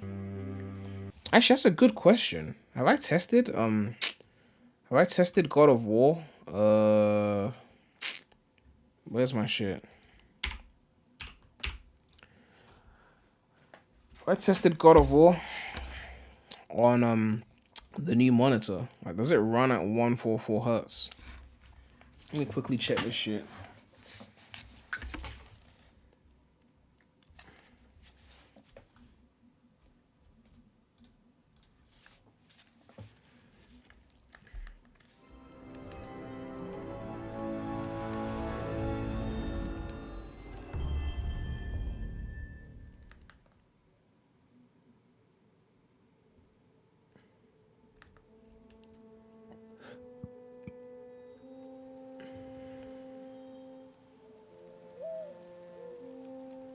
I used to think Prem was being negative about Frontiers, but now I unplugged my Hopium Copium license.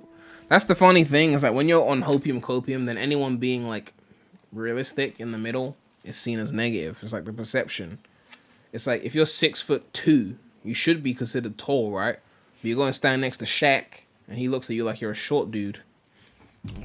You're so positive that anyone who just looks cool, but there's flaws, you're a hater. I'm like, no. You know? I ain't said anything. Friendly Neighborhood X 2000 talk about interactive. I swear, Bradley's such a hater when it comes to this game. Like, relax. God. As if you weren't dying on Team Rose. As if you didn't play fucking Spider-Man or Friendly Neighborhood. Alright, I need a frame rate checker. What's the quickest way to check the frame rate of this fucking Steam show FPS in game. Steam settings,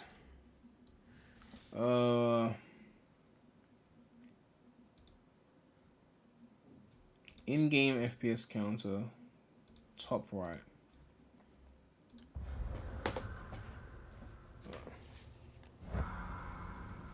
Do I have to close and reopen the game for that to work? Let me try it again.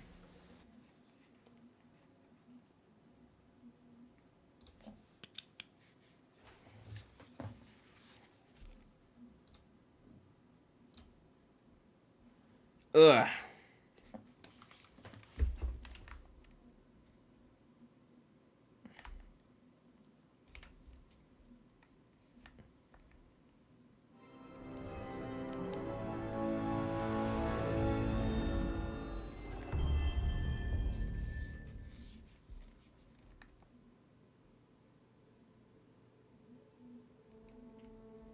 Bradley, you're a hater, okay? You can't even watch one frame of God of War 2018 without bitching. Okay, there we go. The frame rate's showing up. So it's still running at 60. So how do I uncap the frame rate, if it even allows it?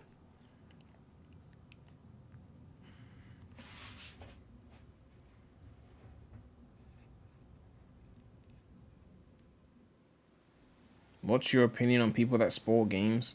You mean people that post spoilers for people to look at, or people that just like go out of their way to just tell spoilers to people that don't want to see them? I mean, I think that's a dickhead thing to do. But if you're just posting it and someone has the option to see it, then that's different, right? You gave them the option.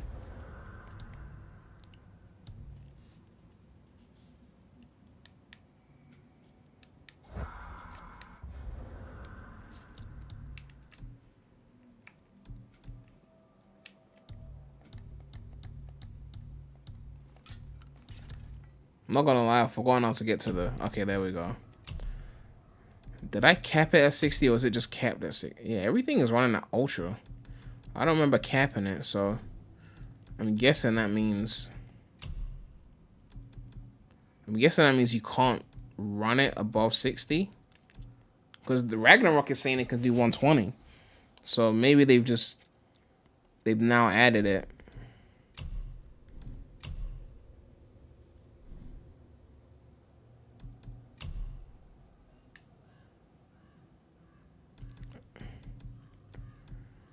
VSync off.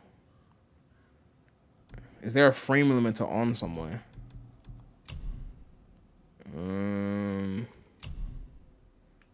If I put VSync on, will it up the frame rate?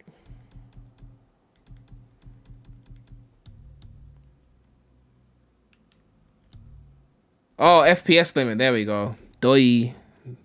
My eyesight is bad, people. Okay, so it stops at 120. Alright, let's try 120 then. Let's see if it actually runs at 120. For those of you who can't read the very small FPS counter, it's sitting at 74. Yeah, 74.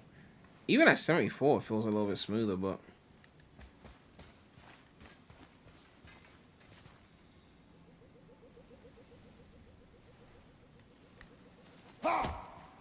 Alright. I am running out Ultra, though, to be fair. Let me just, like... just put it on low for a sec, just to see how much frames I get. Okay, now I'm at 103, 106, 109. Yeah, now I'm starting to feel that smoothness. Alright. Let's take it a little bit higher. Can we get much higher? So high. Oh, wait, I can't sing that now because cancellation. The rules have changed. Render scale. Let's set it to 50%. That's basically running at a 1080p. That should get me 144, right?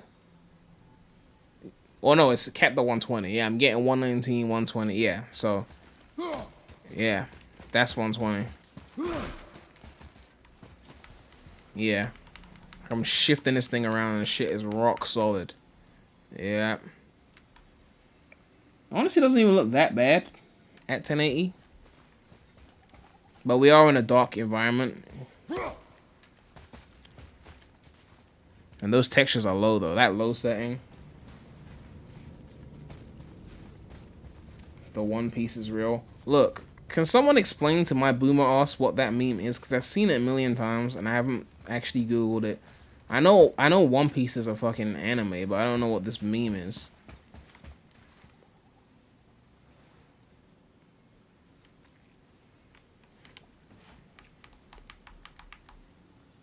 Anyway, I'm gonna turn my settings up again. I'm gonna put it back to 60. I'm fine with 60.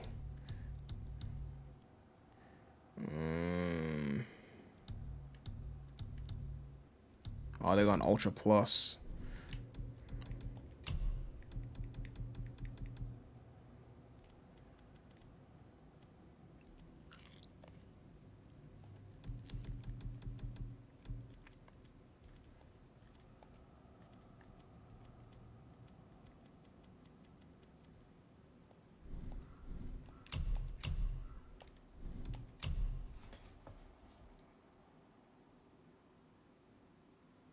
It's just a Kanye song playing over edits of... oh, God.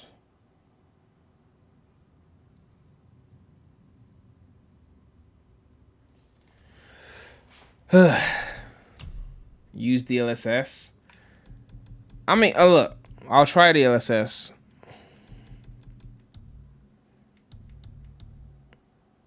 I'll try DLSS. If it gets me up to 120, then it could be worth a shot. I'm getting 78. I'm not seeing much of a benefit. I'm not seeing much of a benefit, honestly. It's on quality. I'll put it on ultra performance. So it's running at 720p. AI upscaling to 4K. Let's see if I can get 120 with that. 103. DLSS is doing a decent job, though. For 720p upscaled, I mean, I can still tell when I look close enough that it's not like native 4K. But it's not bad. I might have considered it if I was actually getting a stable 120 with this. But since I'm not, I'm just going to put it back on 60. Just turn off the DLSS. Just running it at native, I'm getting 53, 48, 53, 55, 56. The fuck? It was running at 60 before. What did I... Hold on.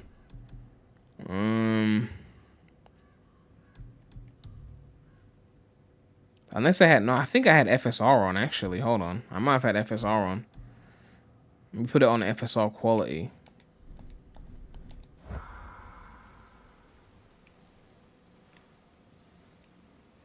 Yeah, that seems to be smoother.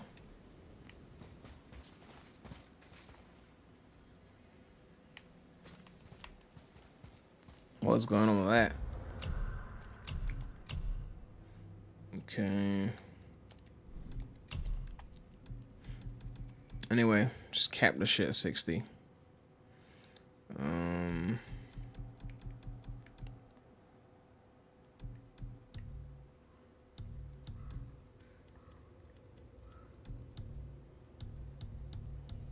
Put on quality DLSS. Quality DLSS, so that's 1440 to 4K, and then run it at 60. Yeah, that's pretty much all I need, and I get stable 60. Quality DLSS. My God, I thought I was fine with 60, and then after I saw 120, now I've gone back to 60, and I actually do notice the difference. You see how they spoil you?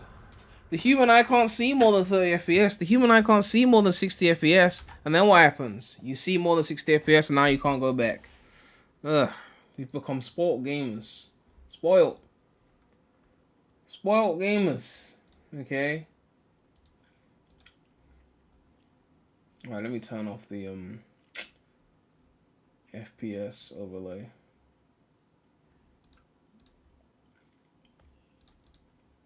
Ugh.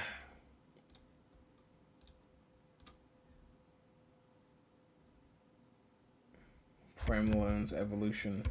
Very funny. Anyway, what are we watching? Watching this. Let's watch the Digital Foundry video because their shit is goated. Okay. They always know what's up. Okay, they got spoilers. Fuck. They got spoilers. Fuck's sake. I was gonna watch that. Alright, I guess we can't watch that now. GameSpot. Posting in 1080p. God of War Ragnarok is a lavish production with pristine visuals, jaw-dropping scale, crunchy combat that is as satisfying as it is brutal, and a world that crunchy combat. What the fuck is crunchy combat? It's not a cereal.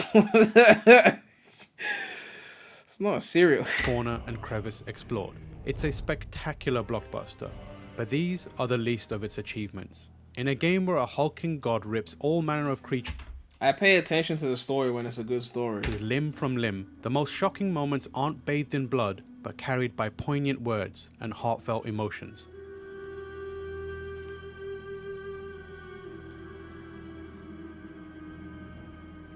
They are a former god of war, known for mercilessly killing his kin, finding the words to empathize with loss. A despondent child, imploring a father to break a self-destructive cycle. A moment of tenderness in the life of a boy that has the weight of the world on his shoulders. God of War Ragnarok's most impressive achievements are its exploration of loss and love, grief and growth, determinism and defiance. It's an astoundingly well-written game that deconstructs the mythology of Norse gods and rebuilds it as an odyssey about families. Its story isn't about the and defiance. It's an astoundingly well-written game that deconstructs the mythology of Norse gods and rebuilds it as an odyssey about families. Its story isn't about the end of the world, but those that have a hand in it.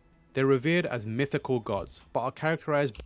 Don't get me started on cereal. The other day I went to Tesco and Crave have a new flavor called cookies and cream. Wait, what? Hey! Hold on. They got cookies and cream crepe. Shit. Oh. They got that shit in Tesco. I need to check this shit. Hold on. I've got to check this by shit deep now. flaws, twisted by skewed perspectives, and corrupted by questionable motivations in the same way the people they preside over are. And yet, Cookies and cream some also crepe. have redemptive qualities. In that respect, Ragnarok's story is told from a grey area where nuances blur the line between heroes and villains, good and evil. By constantly challenging you to reconsider who they are and the factors that drive their actions, these characters remain compelling throughout. I wouldn't mind There are some moments cereal when right now, I'm not characters gonna you're lie. not supposed to be rooting for reveal the trials and tribulations that have shaped them, or the demons they battle. This alone is enough to humanize them, but Ragnarok also mirrors the struggles of the protagonists in the antagonists, forcing you to ask yourself, if I'm willing to empathize with the good guys because of what they're going through, shouldn't I also do the same for the bad guys? The answer, it turns out, is very complicated, and that's what makes this story so captivating.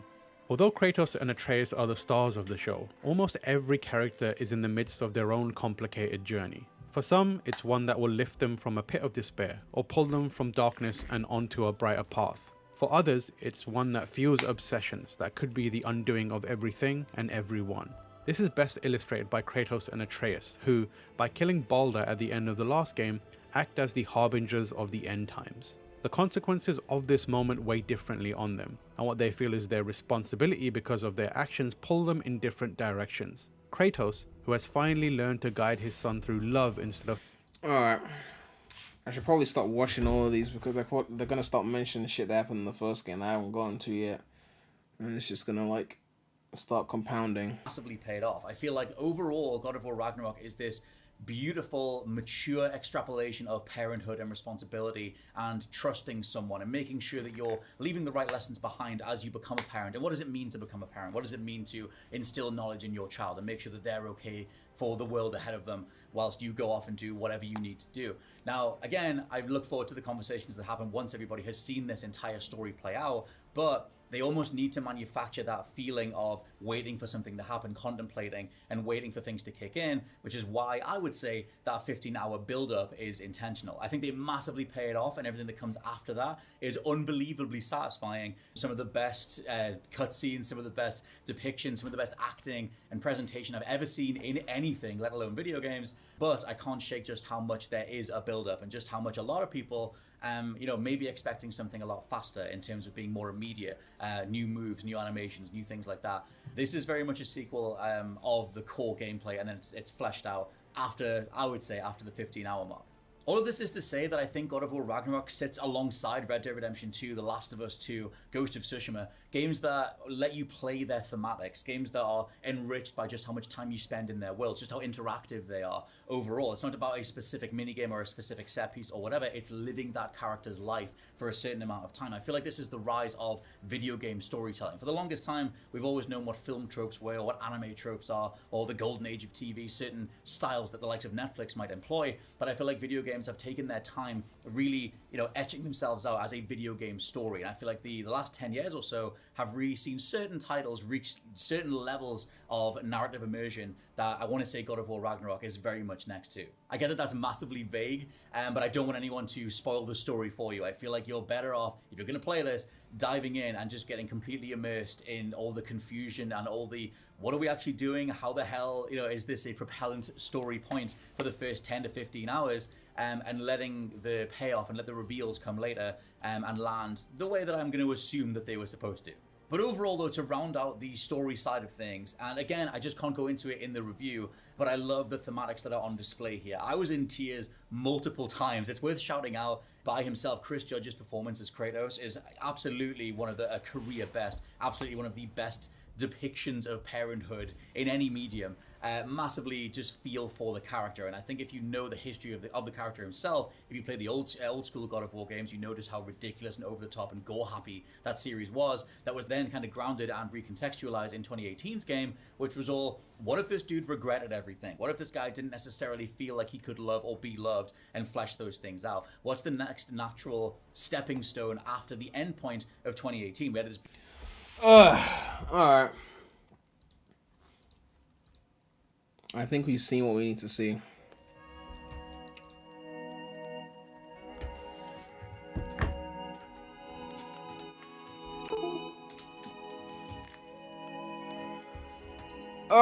Time to pre-order the game. They got me now. They've won me over.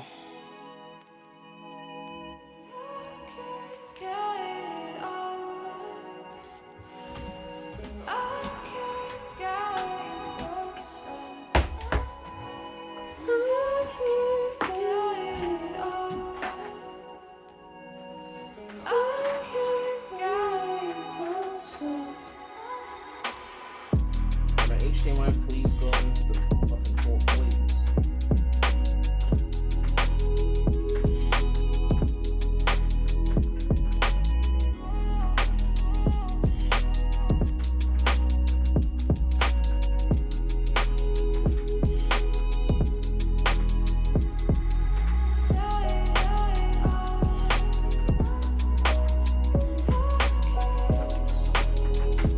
HDMI, please. Don't make me get up and have to actually look at the port. I'm trying to be lazy here. Thank you. Ugh.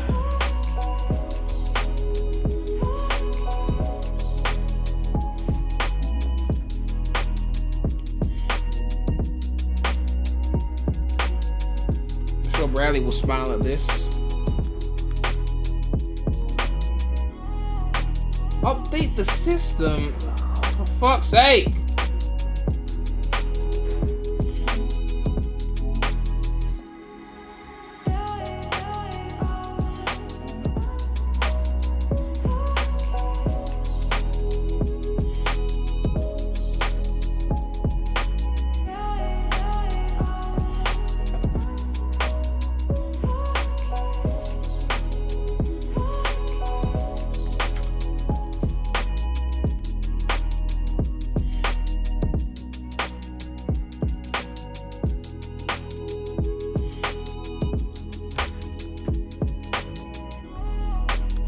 To do the outro. The stream's not over yet. I'm not gone yet. I'm updating the PS5.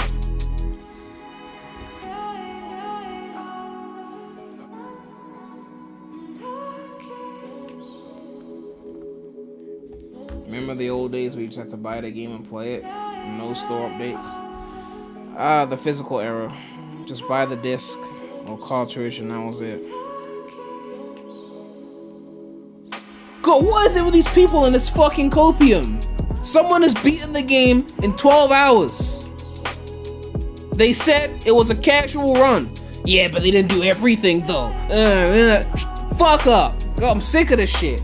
Moving the goalpost. The game is not 20 to 30 unless you're fucking casual.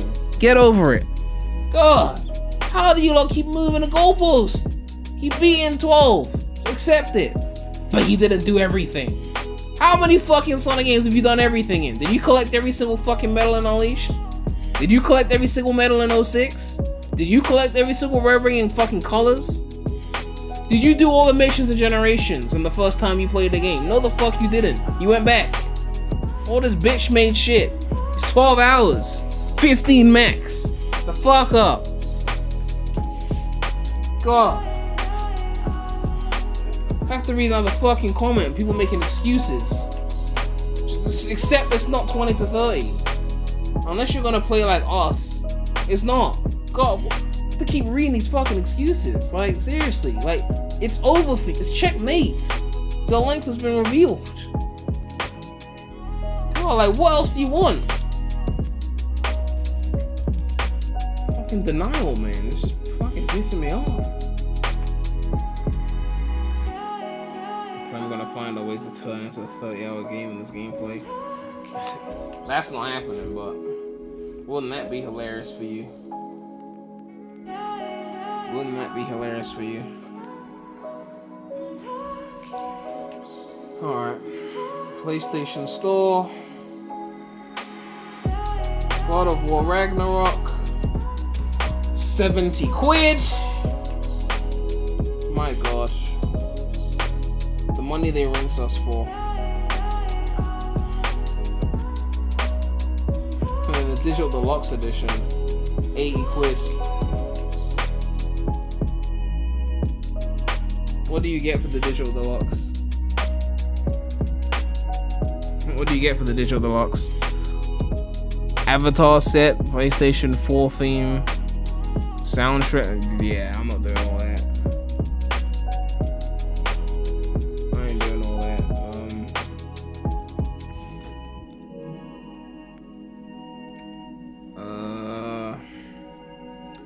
70 quid. Alright. Let me switch it back before it starts showing some payment details and shit. Even though I can barely read it the way I'm looking at it right now. Yeah, you get some armor and shit and some grips and shit. And, yeah, I'm not paying 10 extra quid.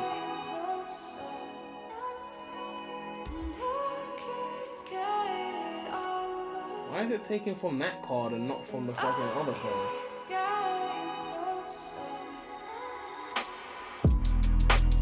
Change payment method. I don't use that card. Use this card. Okay, there we go.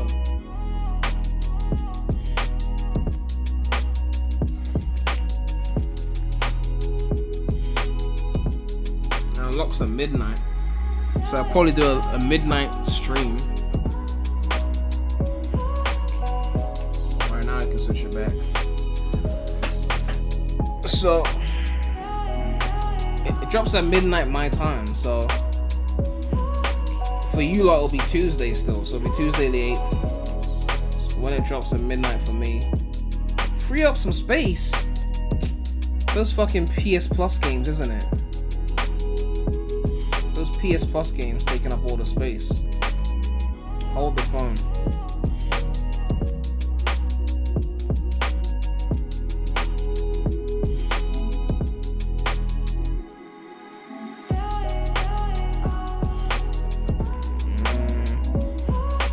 I need to put a fucking NVMe in there. What can I delete quick? Assassin's Creed Ezio collection. I mean, that's goated shit, but I have it on PC. I just downloaded it because it was free on PlayStation, whatever the fuck they call it. I'll re-download it later.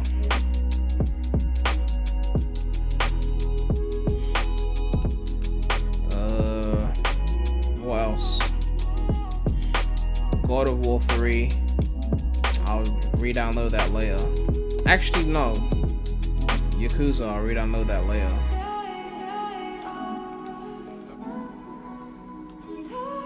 Wait. Which of these do you have to play first? Which one is the first one out of these three?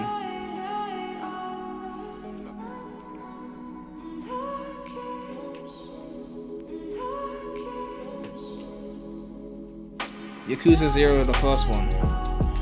Alright, cool. We'll keep 0 then.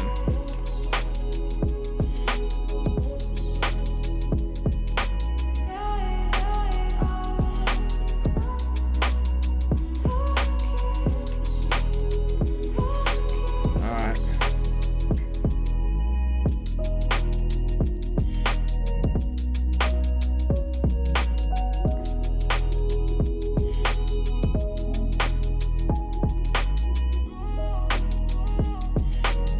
How do I go and re-download a game then?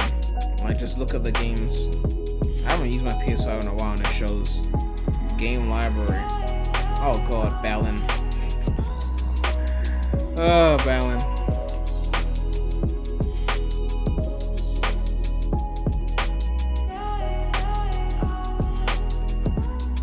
Your collection. Alright, we want the PS5 version.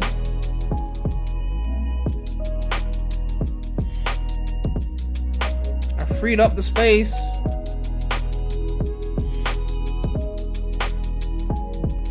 The space has been freed.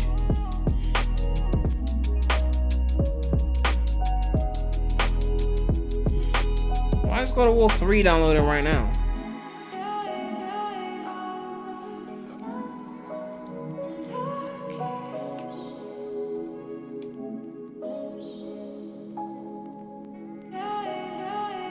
Download. The music is loud. Oh yeah, it is loud. It took you long enough to say something. Alright, we in business. So yeah, it's dropping at midnight.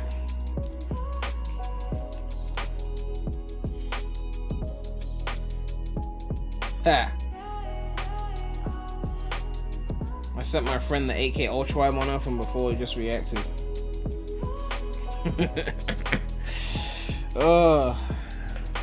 That's gonna be crazy though.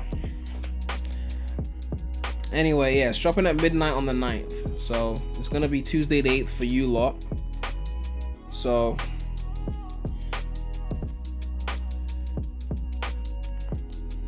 put it this way. My twin brother will probably do a Frontiers premiere, not stream, on the 7th. Potentially followed by a Frontier stream on the 8th, which will be the second playthrough. Because we're not waiting for a release, so fuck that. So potentially a Frontiers release, PC stream on the 8th, which will be the second playthrough.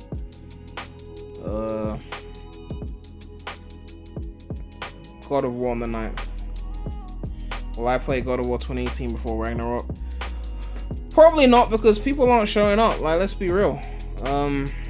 I wanted to, but like the last part was kind of dry in views. 599. I mean, Crash got 1.1k, almost double. So people aren't showing up like they were for that. So I'm probably just gonna have to finish the game on my own time, really.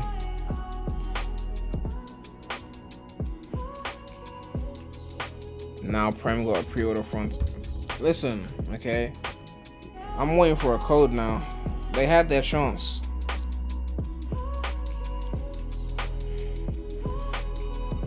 I would have paid for it, but now they just gave everyone else a code but me, so yeah, I'm waiting for my release date code.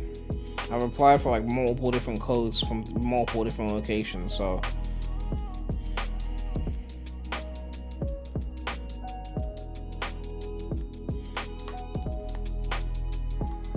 I'd rather spend my money on God of War.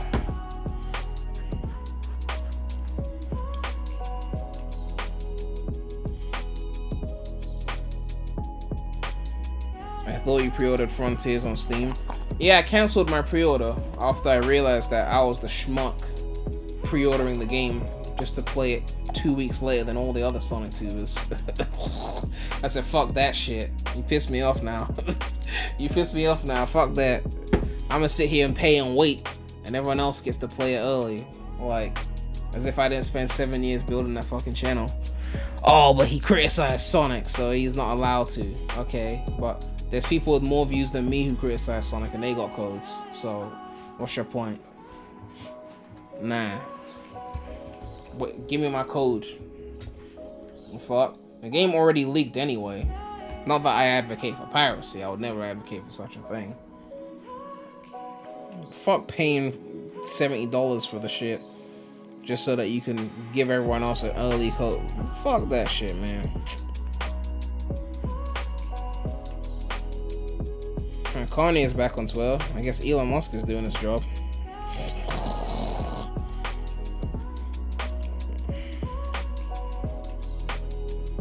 What happened to supporting the release? What happened to them supporting me? The fuck? Did I get Origins? All I got was Colors Ultimate, and that was post-release.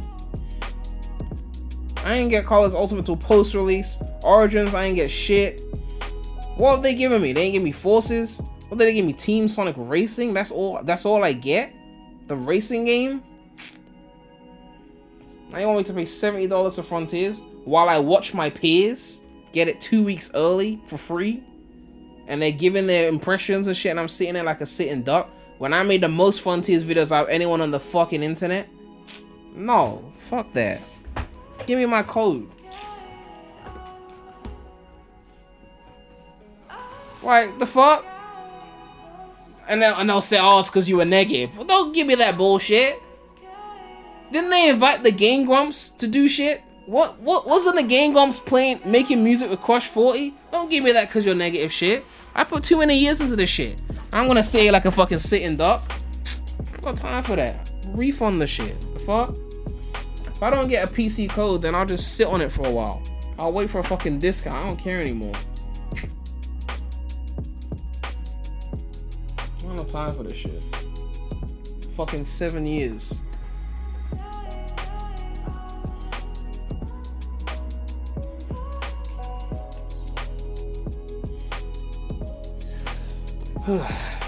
Anyway. I'll wait for this thing to finish downloading and we can dip. You think it's dumb say giving any Sonic Super code like why they're gonna buy the game anyway?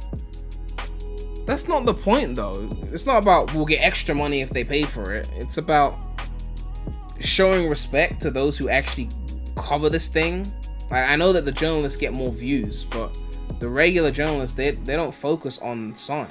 We are Sonic YouTubers. Not PREMulous, but we are Sonic YouTubers, and we spend so much time covering Sonic content while IGN and all these other people are covering other shit.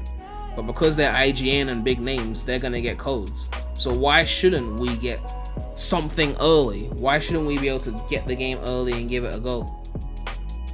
Like, if no one gets it, then fine. But like, you're gonna give it to some and not others.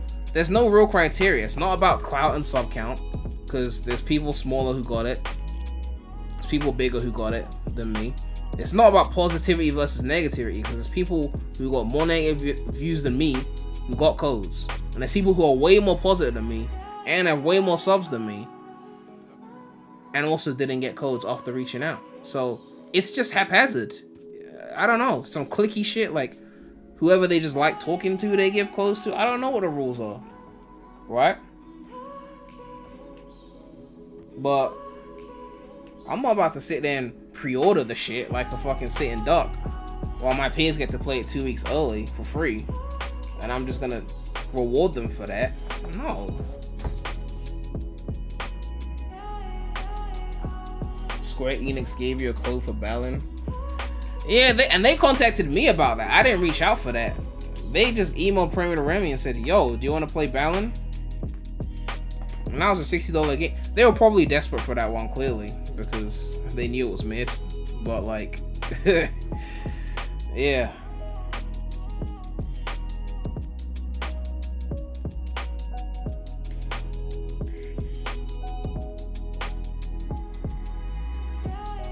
Even Johnny. I mean, Johnny is very critical of the franchise as well, right? As are most of us. So like, this idea that it's about critiques, I think that's bullshit. Because that's just, I just see that as cap. Yep, so it drops at midnight. So I'll probably go live the moment it drops to play it. If I finish the first game in time.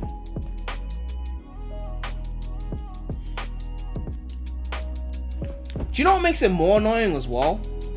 Like being a sitting duck, not only are my peers getting it 2 weeks before release for free while I sit here and pre-order it at full price. But not only that, the game was broken street date, so people are playing it on PS5 right now. People are playing it on Switch right now. People are playing it on PS4 right now.